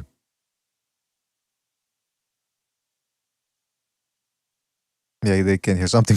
Did you hear He was that? standing on Mayweather's lawn. Yeah, he was standing on Mayweather's lawn with a radio over his head, singing. He wasn't shining his boots enough. That was the issue. Yeah. No, seriously, you ever see that scene from fucking that, John Cusack when he's standing outside that girl's house with the radio? That was Ellaby outside of fucking Mayweather's house, singing to him. Please, I don't want to go back to selling used cars. I took an ass beating for you. Ellaby's like, don't you remember? I almost got killed when Did he really? Oh yeah, man, Jay Prince. That's the dude you don't fuck with too, man. I've Jay heard Prince. that. Yeah, I heard you don't fuck, and he's the one guy in boxing. If he says he wants to deal with you, that's the guy who's going to deal with you. Hey, by the way, ESPN did an article allegedly, about the guy. Jay Prince. Allegedly. Well, yeah, allegedly. Yeah, thank you, recognize. I don't want to did, get, you know. ESPN did an article about the guy. So he's starting to be, and he was on Joe Rogan, so he's sort of starting to get more notoriety. I guess maybe now he's ended his, maybe he's starting to become more legitimate now, but yeah, I'm surprised that a guy like him likes getting more and more attention now. I don't know, it's weird. Yeah. But hey, okay. I would say what I really I would say what I really want to say is going on there, but I don't want any troubles. Get what I'm You saying? think they could track you down, man? Well, I mean, look, man. What if somebody heard my voice and they're like, "Who is that guy? Let's get him." Who is that guy? Yeah, all right. Well, listen. In regards to the, by the way, we're still okay. I want to show you guys the press conference highlights. I did a little montage here of some of the. I mean, this press conference was just. It was. Well, let me show you, man. I mean, the trash talking. First of all, Steven Espinosa gets on. What Conor McGregor calls him, the snake, and he just starts boring the crowd, talking about how this is the fight, the best fight of all time, the fight of the century. Well, listen, you give it a listen. I have a feeling December 5th, the main event, we're not going the distance either with two of the biggest punchers in the division. How does he gauge that they're the two of the biggest punchers in the division? I mean, one guy has Davis. Yeah. Yeah, I was gonna say Davis has been fucking knocking out one no-hoper after another. Kids who don't belong there, like Santa Cruz, or the kid Barrios, who lost to a kid with 7 fights and got a gift decision to get that 10th ranking. It's just they want him to keep that. Oh, that's the thing, they're selling it, and he's a knockout, and that's all they care about. But I mean, Davis at least he's a part of the grift. But at least Espinosa. Davis is knocking them out. You know what I mean? At least it shows you, even if the guys are not that good, but at least he's laying them out. The other dude, Romero. He's not even laying. I mean, he fights Anthony Yigit and then, essentially shoves him to the canvas, and they call that a stoppage. And then he goes, "Well, I fought, a bigger guy. He was bigger than me, so I want credit for that." It's like, come on, man. He hasn't fought anybody. Anyway, let's continue on with this. He's been in 3 different divisions, super lightweight. Oh, he's talking about Davis now, that he's fought in 3 different divisions. Oh, super featherweight and lightweight. While the rest of the division is out there arguing and debating and doing everything but fighting. Okay, so that's half a good point. This fucking, Teofimo Lopez is avoiding Lomachenko. Ryan Garcia's not fighting. He's in the beach banging hookers. Allegedly, that's what we're hearing. David Haney is going around trying to get PR by confronting Teofimo Lopez in public and getting all the YouTubers talking about it. But at the same time, he's giving him praise. He's giving Davis praise for fighting in 3 divisions. It's because they have no opponents, and he has to go to different weight classes to get somebody that could at least sell something.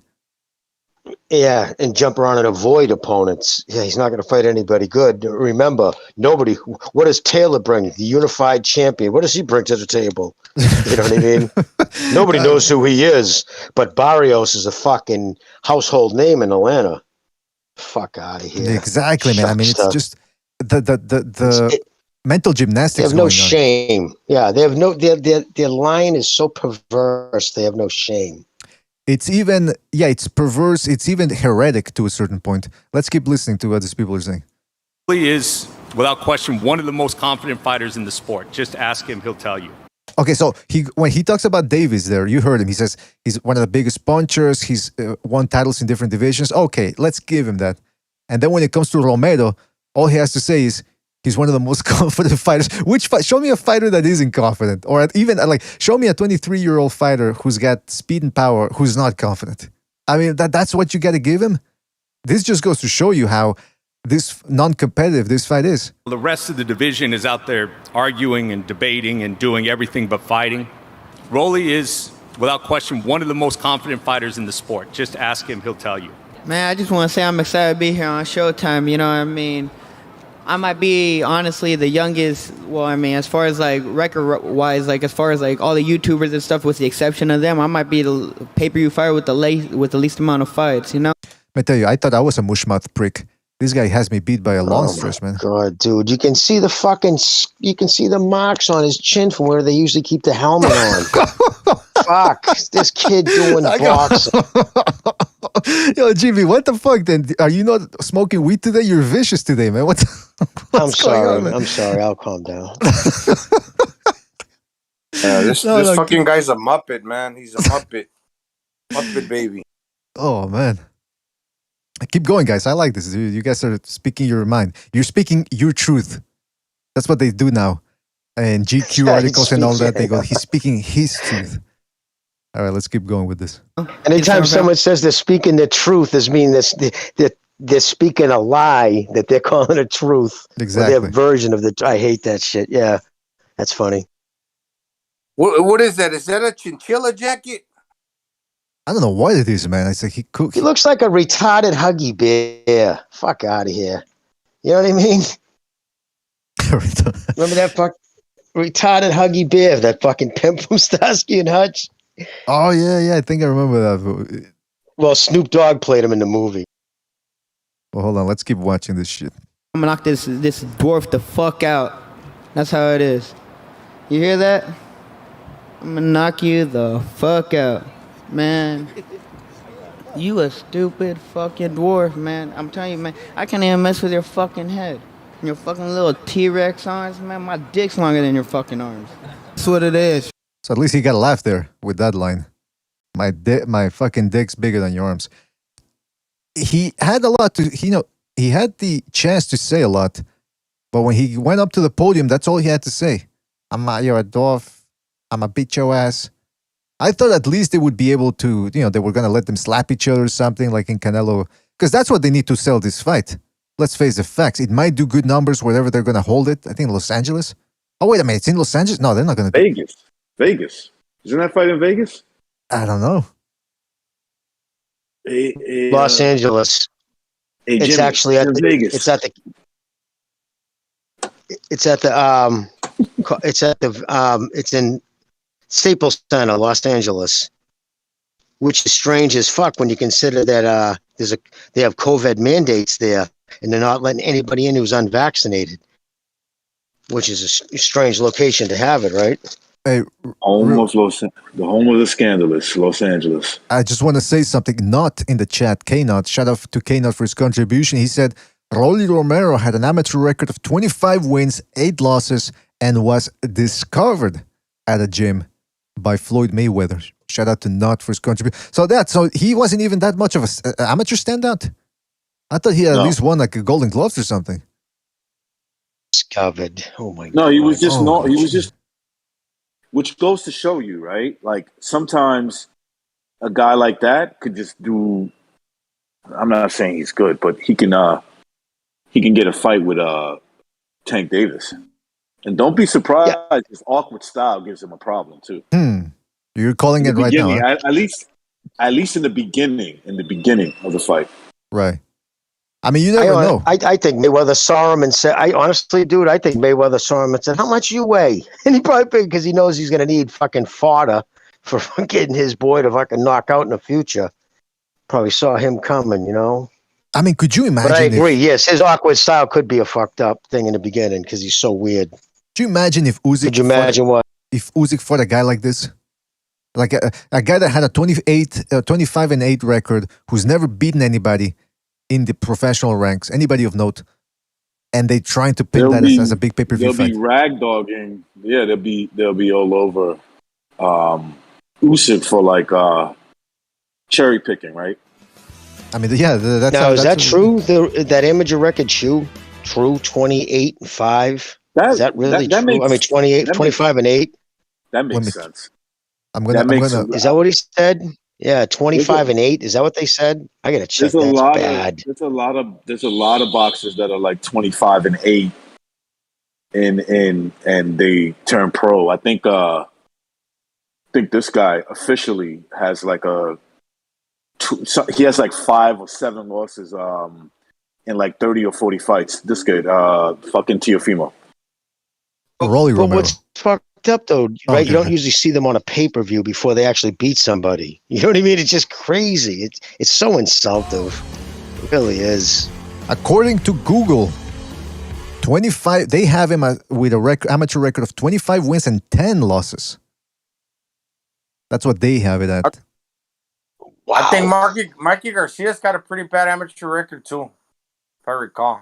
Yeah, Not but at sure, least but he I looked think- good as a professional coming up. He was stopping guys. These guys look bad as he's got a bad amateur record and a bad professional performances. Shout out to Paper Tiger for his contribution with the super chat. His tank is so bad, just one massive disappointment. All right, shout out to Paper Tiger. I mean, it's a you know what? It's not his fault. You got to put it on Mayweather, man. Well, actually, no. We actually had this discussion. You have to blame Tank Davis a little bit too, because he's going along with this. Yeah, absolutely. You got to blame the fighter more than anything. You know, exactly. He's co-signing it, but I mean, But then again, like recognize we talked about it. You know, we've all talked about it. The fact you look where he comes from. I mean, his father's not in his life. His mother's incarcerated for crack. He's in foster homes. Kid had a horrible life. I think anybody in an authority position that he cared about, he'd listen to. You know what I mean? Like all right, I'm trying to say that he'd probably be easy. Not manipulate's a strong word, but I'm sure it's not hard to convince him this is the way to go, because he could even be, for all we know, in private, be pushing back. Like, man, when he sees somebody run their mouth, like, dude, I like to fight fucking so and so. I like to test my shit. Who knows? He might be that kid. He's definitely not afraid of anybody, being from the his life he's had. But it's so disappointing how they've matched him. Yeah, absolutely, man. It's and He's got Ellerby breathing down his neck. That's the problem. That's after all those hardships. Easy to control a kid like him. It's easy to control a kid from that environment with that kind of anger. All you got to do is have a little charisma, talk to him, and show him the money. And trust me, he'll do what you want. How would 70s recognize manipulate a guy like that? Be like, shit, Jack. All you was missing was me. Now let me tell you something, little young fella. I'm gonna take you under my wing. I'm gonna show you things. That's how to talk to him. And you know what? I guarantee is being said to him, because it's got to be a topic, right? I mean, most of his tweets when they're talking about him now, it's the hate for Tank is real. So he sees that, right? So he's probably said, man, a lot of motherfuckers don't like me, man, on Twitter. I get a lot of shit. And you know what they're saying? Don't worry. What do you think they hated Floyd? Most of these motherfuckers bought those pay-per-views to see him lose, dude. Yeah. It's all money, dude. Hate equals money. Hate equals money. And at the end of the day, all they care about is filling up fucking whatever stadium they can put him in. You know what I mean? To get because they just want to make the money off the kid, because he's the only one that stable has. Exactly. Yeah, man. It's a nice little business they got going for them. And by the way, recognize, just with that little spiel you did there for 70s recognize, you almost had me going. I was like, yeah, fuck, I want to sign up with you, man. Yeah, sure. Promote me. Shit, Jack, you should. You know what's best for you. All right, so here's the rest of the press conference here. We're almost done here. You trash. You trash. He got a fur on that's 80 degrees on. Like, this nigga is crazy. With big-ass shoes on. Like, so he's trash, he's not good, but he's fighting him. This is a guy who came on the scene in 2016 when he beat Jose Pedraza. And for some reason, this is the guy he's fighting. A guy with a 25-10 amateur record who hasn't beaten anybody of note in the professional. His best opponent actually beat him in the professional ranks. So why the fuck's he fighting him? That was Tank just talking? That's right, yeah. God damn. The other, they both sound like fucking engineers, you know that? Oh, yeah. Romero sounds like, hey man, I think I'm the best out of even the YouTubers. I mean, even except for the YouTubers, you know what I mean? Except for his eyes are very close together, man. I don't trust somebody with his eyes that close together. Like, come on, bird. Man. Come on. I'm just saying. Like a bird. Floyd might have stuck up on him from the side. Yeah, well, you guys are filled with jokes today, man. All right, we're almost done. Now we're on to my favorite part of the press conference here. This is divine intervention right here. This man is crazy, bro. Across boxing pay-per-view levels in some time, we can see the flashy dress. We can see your history of knockouts in the ring. It's almost. This is where the stage, the backdrop falls apart.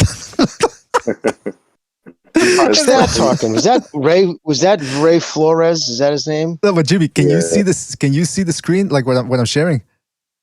Oh no, I didn't see it. Okay, because what happened was just fell down. Yeah, the backdrop fell apart, and they're all just standing there Could looking. you rewind that, please? I was not watching the stream. All right, let me rewind that. Could you rewind that a little bit? All right. Look at this. Oh boy. I'm on. Party The over. history of fucking knockouts in the promotional card ring. fell down. It's almost A gust of wind. That gust of wind. You see the tablecloths blow? Oh, You know what? Look at the way. Look at. Hey, what the fuck? Hey, Discord. Oh shit! What the hell happened? Discord. Shut off. Sorry about the. I think the PBC is shutting us down. Fucking chinchilla on. The chinchilla on. It's 80 degrees. But he's got no shirt on underneath. He's got no shirt on underneath to make up for it. I don't like I'm those. telling you, dude. I'm telling you, fucking special needs. He got the voucher, going to school, government cheese, the whole thing, kid. Can you guys hear me? Yeah. Hello, Okay, sorry. I can hear sorry. you, BDA. Yeah, because I got kicked out. The PBC's messing with the Discord now. Yeah, but okay. So that was the press conference. Were you guys? Now that that was the best. Those were the best parts. Are you guys a little disappointed that, or even surprised that they didn't try to at least? They told them, hey, listen, try to make something happen. Really go at it. It was pretty tame compared to what we were expecting. Yeah, I mean, you don't want these two. Like, let's be honest, man. They both. You could look in their face and you could tell that they got like, W-E, tard, T-A-A-R-D, strength. Okay.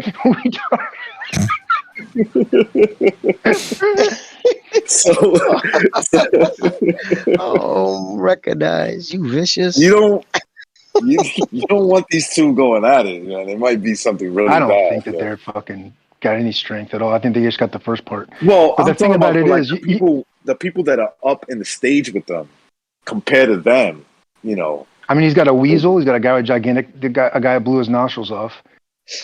Someone tried to. I got it. Either he had a hot shot dose of like I ordered an 8-ball and it was too cut up. It was too much cut in there, and blew his fucking nostrils off. Or someone blew. Tried to assassinate him and they just hit the front of his nose. Ellerby's nostrils wide open. Espinosa's a weasel. He's a weasel to the bone, bro. Espinosa drives a fucking Infiniti. He drives an Infiniti sedan with no tint on it, and he's fucking his house is like 80 degrees. He won't turn that AC on in his house. I know these guys, man. These guys, he's just a pain in the ass. Weasel. You got him figured out. You see his, did you guys see his girlfriend? Yeah, because she would go. Yeah, Espinosa. It's his wife. And put it this way, she wouldn't have married him if he was a fucking plumber. Oh, come on, man. Put it that way. Of course not. Being honest, dude. What doesn't look right when you see it together? Yeah, no, it was. But yeah, I mean, listen, just come on, man. You got T-Rex arms, man. This nigga got a fur on. It's 80 degrees outside. He's a bitch. That's what here's the other thing, guys. Here's the other thing, guys. You can't tell these guys to hype it up too much because it comes off as completely fake. Not even fake. I mean, fake's one thing. I'm talking about cringe. Yeah, they don't know how to win that creative. Yeah, it's like Wilder. Everybody's knocking him for putting the headphones on. That's probably the best thing you could have done. I mean, just put your headphones on. Just be quiet. That was Wilder's best thing. That's when I knew he was going to lose. I was like, oh, that's his best presser, bro. Hey, by the way, I'm putting up a picture. I'm putting up a picture of Romero on the YouTube, and Black Lomachenko says Rolly looks like a future sex offender. I mean, I gotta tell you. But I mean, this card, they're gonna have to stack it, and that begs the question: do they have the funds to stack a pay-per-view? I'm sure they're gonna stack that undercard, BDA. Yeah. I'm sure they're gonna give you a burner of an undercard. It's gonna be horrendous. don't even. I hope you're trolling right now. Well, the Canelo versus Plant card is horrendous, absolutely horrendous. So I don't know what they're gonna do with this one, man. Well, who was the undercard for the last fight? This kid fought when he fought on the same night as Lomachenko. Another fucking brilliant programming idea. He fought head to head with Lomachenko on free ESPN. Lomachenko Nakatani. Tank fought pay-per-view that same night. Now, what kind of numbers do you? I mean, let's just be honest for 1 second. We are being honest. Are you fucking kidding me? Are you kidding me? It's like a suicidal time slot. Suicide. I'm not kidding you. Suicide. It's a suicide. That's not taking them for a ride. That's just no one knows what they're doing. That's a stupid fucking move right there. Yeah, I'm trying to You just find. can't. Okay, so he was the under. Actually, I'm looking at it. The undercard now. Remember, it wasn't that bad. It was Erickson Lubin versus Jason Rosario. Akhmedov, who was the guy that had Banana. given Barrios all he could handle, versus Argenis Mendez, and Carlos Adames versus Alexis Salazar. That was actually a decent undercard. Decent undercard. Yeah, nobody saw it either. Who the hell paid for that fight? Who paid $70 for that fight when they had free ESP boxing on ESPN? But They yeah, had that's true. Berlanga, Bloma, Nakatani. I'm just saying, like, let's be real for a second. I mean, this is I a am being stupid real. What's the fucking matter move. with you? Stupid fucking move. It's like Godfather when he went in the military and he found out he enlisted. Stupid. Fucking stupid. Stupid. Stupid. I mean, hey, listen, it's Gotta lie. Stupid. Gotta Well, lie. listen. It begs the. I'm curious, just real quick here. Everybody in the chat room, are you gonna, if they stack that card, the Davis versus Romero, are you gonna be purchasing it? Just like to know. Well, actually, while people in the chat room answer, I'd like to hear from you fellas here on the panel. What do you guys think? You're gonna be watching that fight? Streaming. I was purchasing, streaming. It's the same thing. Wait, am I purchasing Romero? Yeah, no, dude. I'd fucking seriously. I'd sooner brush my teeth with Brillo pads. No fucking way. Yeah, I know no Jimmy way. didn't buy that. Jimmy didn't buy Pacquiao. No fucking way. So that's what Mayweather. Tailbender was doing on one stream. Oh yeah, he was brushing his teeth with a fucking toilet brush. I mean, I don't know what the heck with he was doing. with a steel grill Yeah, brush. never.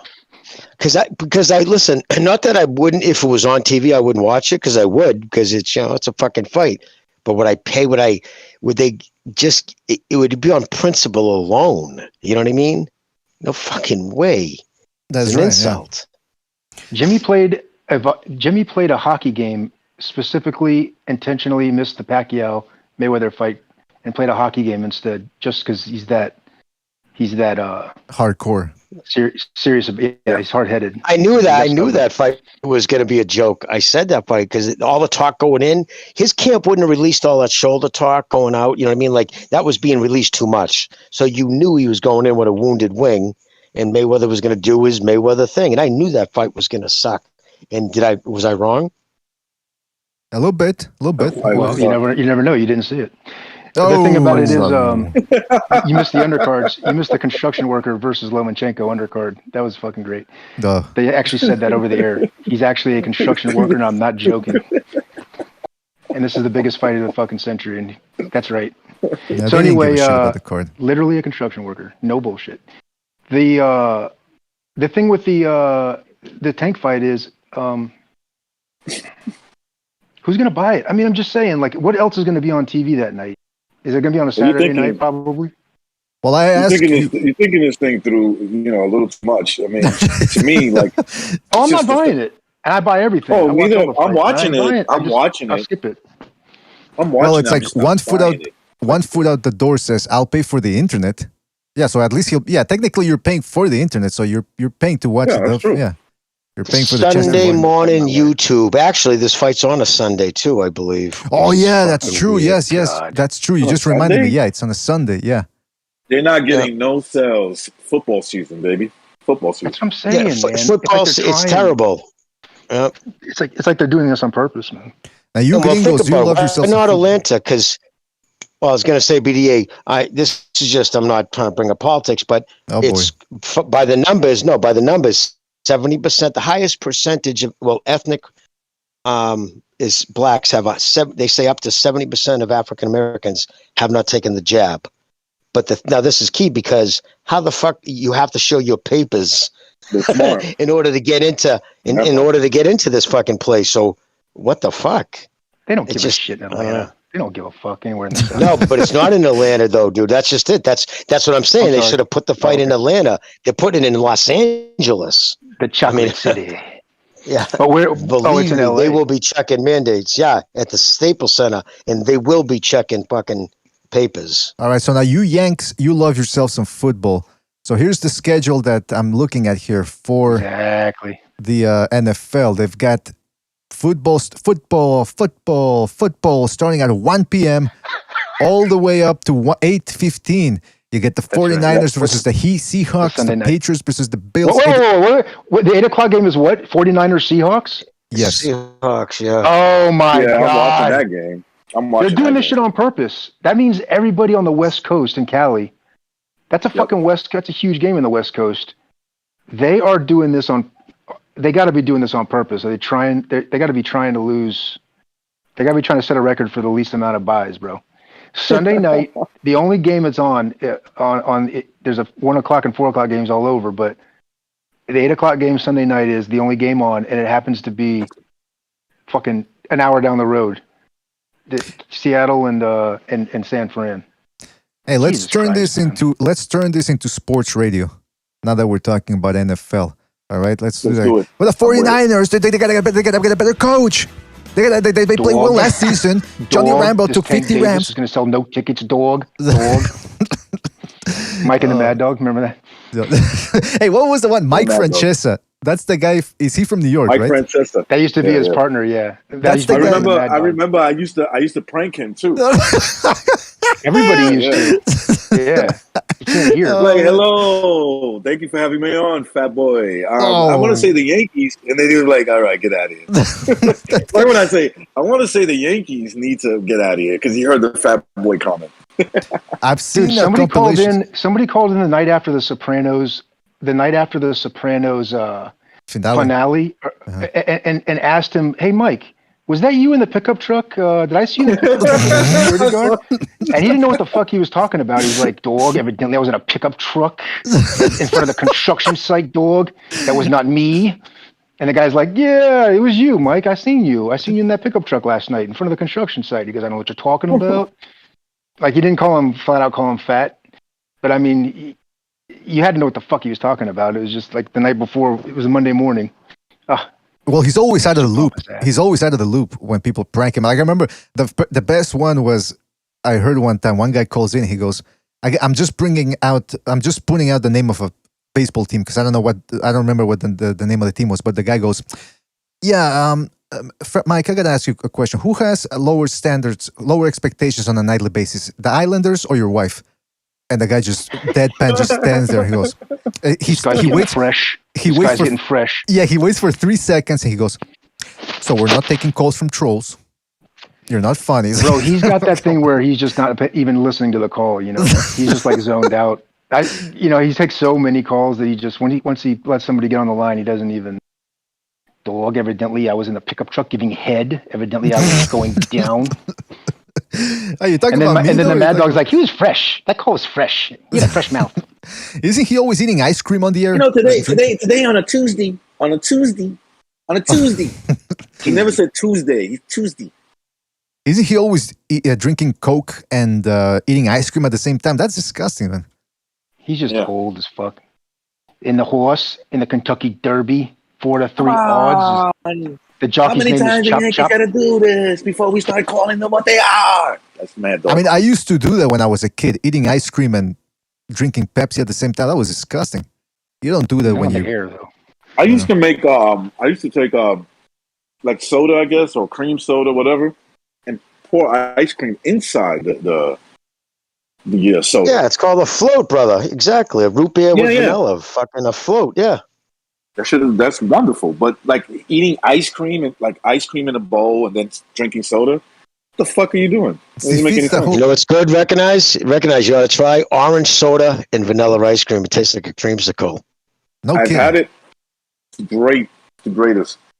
You know what I like to do? I like to put a little mustard on my drinks, just to give them a little pump, a little kick, because it tastes awful, but it gives it character. That's what I read, that it'll turn you into a World War II type of guy, that type of drink. A little mustard in there. Why not? Take your word for it. I'll take your word for it. Chocolate cake with ketchup too, so you don't enjoy it as much, but you still appreciate. Hey, I'm eating. I'm alive. Like, the fuck? You know what I'm eating right now? You know what I'm eating right now? What's that? I'm not going to tell you. The fuck are you? All right, listen. Hummus with pita chips. We're at the 2-hour mark here. We gotta go. It was a nice little early show. Oh, wait a minute. Okay. Pete wants to brag that he picked Stevenson to not carrying out. Go ahead, Pete. Go ahead. No. I want to be taken off the list. I don't want I want to disavow my pick. I didn't know it was gonna be a pillow fight like that. Why doesn't None of Shakur Stevens put on some fucking normal sized gloves? Why is he wearing double gloves? Okay. Conspiracy theory. You don't think there was something wrong with those gloves? But aside from the size of them, they were fucking gigantic, 20-ounce gloves. Yeah. I mean, well, they're custom made because he has hand issues, so they're molded, and what it is, you go by weight. So size really doesn't matter if it's the weight of the foam. So you can actually have more foam than another glove, as long as it makes the weight. Yeah, I know how it works. So they will look bigger. Like, you know, I'm saying that, but there's an audience. Okay. Oh, no, I wasn't being rude. No, I'm just busting stones. What I meant by that was I know, I'm just busting stones. Yeah, so that's the reason why most guys do that. They wear like those bigger gloves. I haven't heard, but those are definitely the bigger gloves. No, and I was just busting stones. No, because I do it all the time, Pete. I'll answer a question. Like BDA told me the other day off the show. He's like, sometimes remember that, you know, there's audience. So that's why I'm keeping that in my mind. That's why. Yeah, we got to keep in mind, fellas, that there is an audience, and we got to, sometimes we got to. Speaking of the audience, no notifications went out today from YouTube. By the way. Come on. I just say his gloves were big, man. What the hell? They were gigantic. And Jimmy brought up the hand issues. We talked about it before. I don't follow these guys like, you know, the gas station fights, and I don't get their fucking every word or nothing. You know, and I'm not sure what chinchilla coat that, you know, Romero's going to be wearing tomorrow. But like, I know he's got quote unquote hand issues. I mean, that's verified. He's talked about it. I mean, that's the real deal, or is it a precautionary thing? Oh no! I said I don't know. I said I don't know if he does, but those are the kind of gloves that you see guys with hand issues have. Sure, it's just usually a guy. It's usually a guy. I mean, most guys have hand issues. Something's aching. You know what I mean? You punch bags hard enough. Very few guys. I guess Triple G's never had hand issues. Some dudes just never do. Like they've never hit the. You know, but he also turns his punches over a lot. Triple G has soreness. He gets soreness. That's it, bro. That's pretty amazing. I'm just saying they might have hand issues, but if they got a poker face, I'm just saying like, and the same with Haney. You know, in other words, I don't. So last night I seen a guy basically just shell up.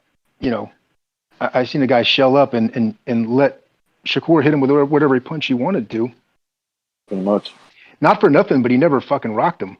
I mean, he never really stunned him. He stunned him one time. Oh yeah, no, he did. He goofy legged him one time. Yeah, with that kind of like a check hook type of thing. But I'm talking about when he was up against the ropes and getting like a flush hook or a flush cross right on the fucking button. It didn't make him even pause. And I'm saying that's effective. No problem with Herring, but you know, Haney's a good example. A guy like Linares who's going to come, which I think is what Bomac was asking this kid to do. The last thing you want to do is just stand at range, you know. Joet Gonzalez was a good example. You stand at range with some of these guys that's faster than you and different, just better combination puncher than you are. Then, I mean, you might as well just blow your brains out. You know, Joet Gonzalez came forward because that's all you could do in that situation. And Herring just didn't have it in him. So he stood at range and let Shakur tee off on him. I don't know what the stoppage was. So what was so different when they stopped it than any other round? But the point is that any of those flush shots, the big flush ones right on the button, they didn't wobble them. And so later on, when a guy's coming like Valdez, you guys are talking about Valdez. If it's not enough, you don't got enough to keep a guy off of you. You might get tracked down and you might get tracked down late in a fight after you've thrown a whole lot of punches and get clipped. Well, that's what we were talking about too, and that's what everybody's bringing up too. Is like what's going to happen when he takes on Oscar Valdez or Navarrete, and they don't fear his punching power. I think he hits hard enough to dissuade guys from coming in. That's for sure. But you're not going to be seeing him dropping guys like Roy Jones used to do with those quick combinations that they don't see. No one's asking for that, but like, I mean, all I'm calling his attention is like, you know, like, okay, so Herring's 34 years old. He looks like he's like a Luis Ortiz birth certificate situation. Like someone needs to double check that thing because he looks like he's about, no offense, but he looks like he's about 40. He's going to be 36. Yeah, 36. Okay, 36. And so it's like, well, at that point in time, it's not like a one punch thing that's going to do it. It's just he doesn't want to open up and exert himself and take punches, because maybe that combination would be enough to knock him down at least. But he kept his hands at home, and not that he wasn't getting hit. He was getting hit with everything in the book, no? So it's not Pretty like he was much, like yeah. keeping his guard up to catch punches. He was just getting teed off on. But the combination of those punches plus him exerting himself, I think, was what was scaring him. That would get him knocked out. Yeah, when he was punching him and catching him on the guard, he was moving him around. So there was some velocity. There Just was some fatigue force wise, behind this. though, you know, fatigue wise, like he just Right. didn't want to fatigue himself by going for it, so to speak. And it's not something you can turn around and say to your trainer. And so, yeah, that's great for Herring. Okay, no problem with the victory. I figured he'd come out and try to make a statement. Andre Ward and Tim Bradley need to calm down. All right, calm down. Joe Tessitore needs to get some control over there. I don't know. There's Slav and Knob over there on that. That was just like enough already. Well, it's they tell them, man. The people in the truck, the producers. Yeah, I know probably. that, but isn't it like the Lampley character, the Tessitore character, they're supposed to be really like the talking? But hey, he's pound for pound, isn't he, Roy? Isn't he pound for pound, Chocolatito? Oh, you know, he's supposed to be like the fucking yuckity yuck. Do that dude. voice again. Can you do that voice again? Roy, he's hurt, Roy. I think he's hurt. I think he's hurt, Jim. Fuck, that He's hurt, sounds Jim. like a Looney Tunes voice. He's hurt, you see. That's what he sounded like, Lampley, with that overbite. You know, he had a big overbite, like his chompers. Sounded like you sounded like a newsreel from the 1930s. Yeah, man. I mean, it's Sounded like the guy from like the Colin the Hindenburg. Oh my God, the humanity! Oh, the humanity. Hey, really, I just want to say something about the gloves. In regards to the gloves, the pros that are on the panel are supposed to. The pros are supposed to be like level head, like the analysts. They're supposed to be like the More like analysts. ex-fighters. Yeah. They're supposed to be more balanced than this. there's no such thing. There's no such thing. It's over. Even I actually think the PBC has the. At this point, they have the best commentating team. They don't go that much overboard. Yeah, ESPN and the Zone. Eesh. I mean, and you know what? They can't talk. But remember how Mauro Ronaldo used to be like fucking Tez Dispenser and beating him like an internet troll? On all these fucking Fuego. cheesy ass. Yeah. Fuego, South of the dude. equator. South of the equator. Oh, he's like a Tez Dispenser. So, but then Malinaji would be the one to like interject, like, okay, here's what's really going on. Let's just like let's not get carried away. You know, Let's calm down, guys. this Calm ESPN's down. the opposite. Like they can't control Ward and Bradley. They're sucking off. They were double. They were. It was like a DP. fucking It was DP. a double yeah. blowjob. Yeah. They'll get by the way, fired. shout out to George H for his contribution. But the super chat says, "I just caught Uncle Charles's parable live. Blessed. Respect BDA crew. Absolutely, man. You can't miss those Uncle Charles parables, man. So shout out to George Uncle H Charles for his is the man. contribution. I just want to say one thing, Uncle last Charles thing is a about the preacher. gloves. The gloves look, yeah, they do look bigger, but at the end of the day, they just have to weigh the same, 8 ounces. They distribute. I'm not saying there's anything. Well, I'm I not saying there's anything wrong with them. but I'm just explaining to the people out there that they count that weight, the distribution of that padding and all that. That's apparently that's up to the manufacturer. As long as it weighs 8 ounces or 10 ounces, depending on which weight class they're fighting at, that's what matters. So, all right. Well, listen, we do have to go. For some reason, my audio is crackling over here. Shout out to everybody in the Shout chat out to room. the panel. Shout out to the chat. Shout out to the panel, absolutely. Everybody that was here, man. I'm talking about Pete, King Bucho dropped by as well. Jimmy, Chief could make it. Gonzalo, shout out to Gonzalo. Jimmy. Shout out to everybody that called in. Shout out to everybody that called in. Everybody that donated with a super chat. All the callers. And that's really about it, man. Shout out to Resmack. Please smash the like button. Oh, yes, please. Thank you, Jimmy. Smash the like button. Really helps us out. Subscribe. Spread the BDA gospel. Check us out on iTunes, Spreaker, and Spotify. You can check us out there at your leisure. Shout out to everybody in the chat. DJ Big Leg, Reese Mack, Yakub, Eric All Gas, No Bricks, Velasquez, Rock Leggins. Who else am I missing over here? The guy, Reese Mack, I said yes, indeed. Rock Leggins, Eparogua, Knot, that's K-Knot, GB Guthrie, shout out to GB Guthrie, George H, King Bucho in there, George H, One Foot Out the Door, John Baker, Black Lomachenko, Uncle Burnt, Apostrophe, Bucho the creator. Sea Lion. Bucho the creator. Bucho the creator. One Foot Out the Door, Terry O'Conman, Vaults UK. You guys know who you are. Thank you for joining us. Really appreciate it. Catch you in the next one, fellas. Have a nice Sunday. Roll at my own pace.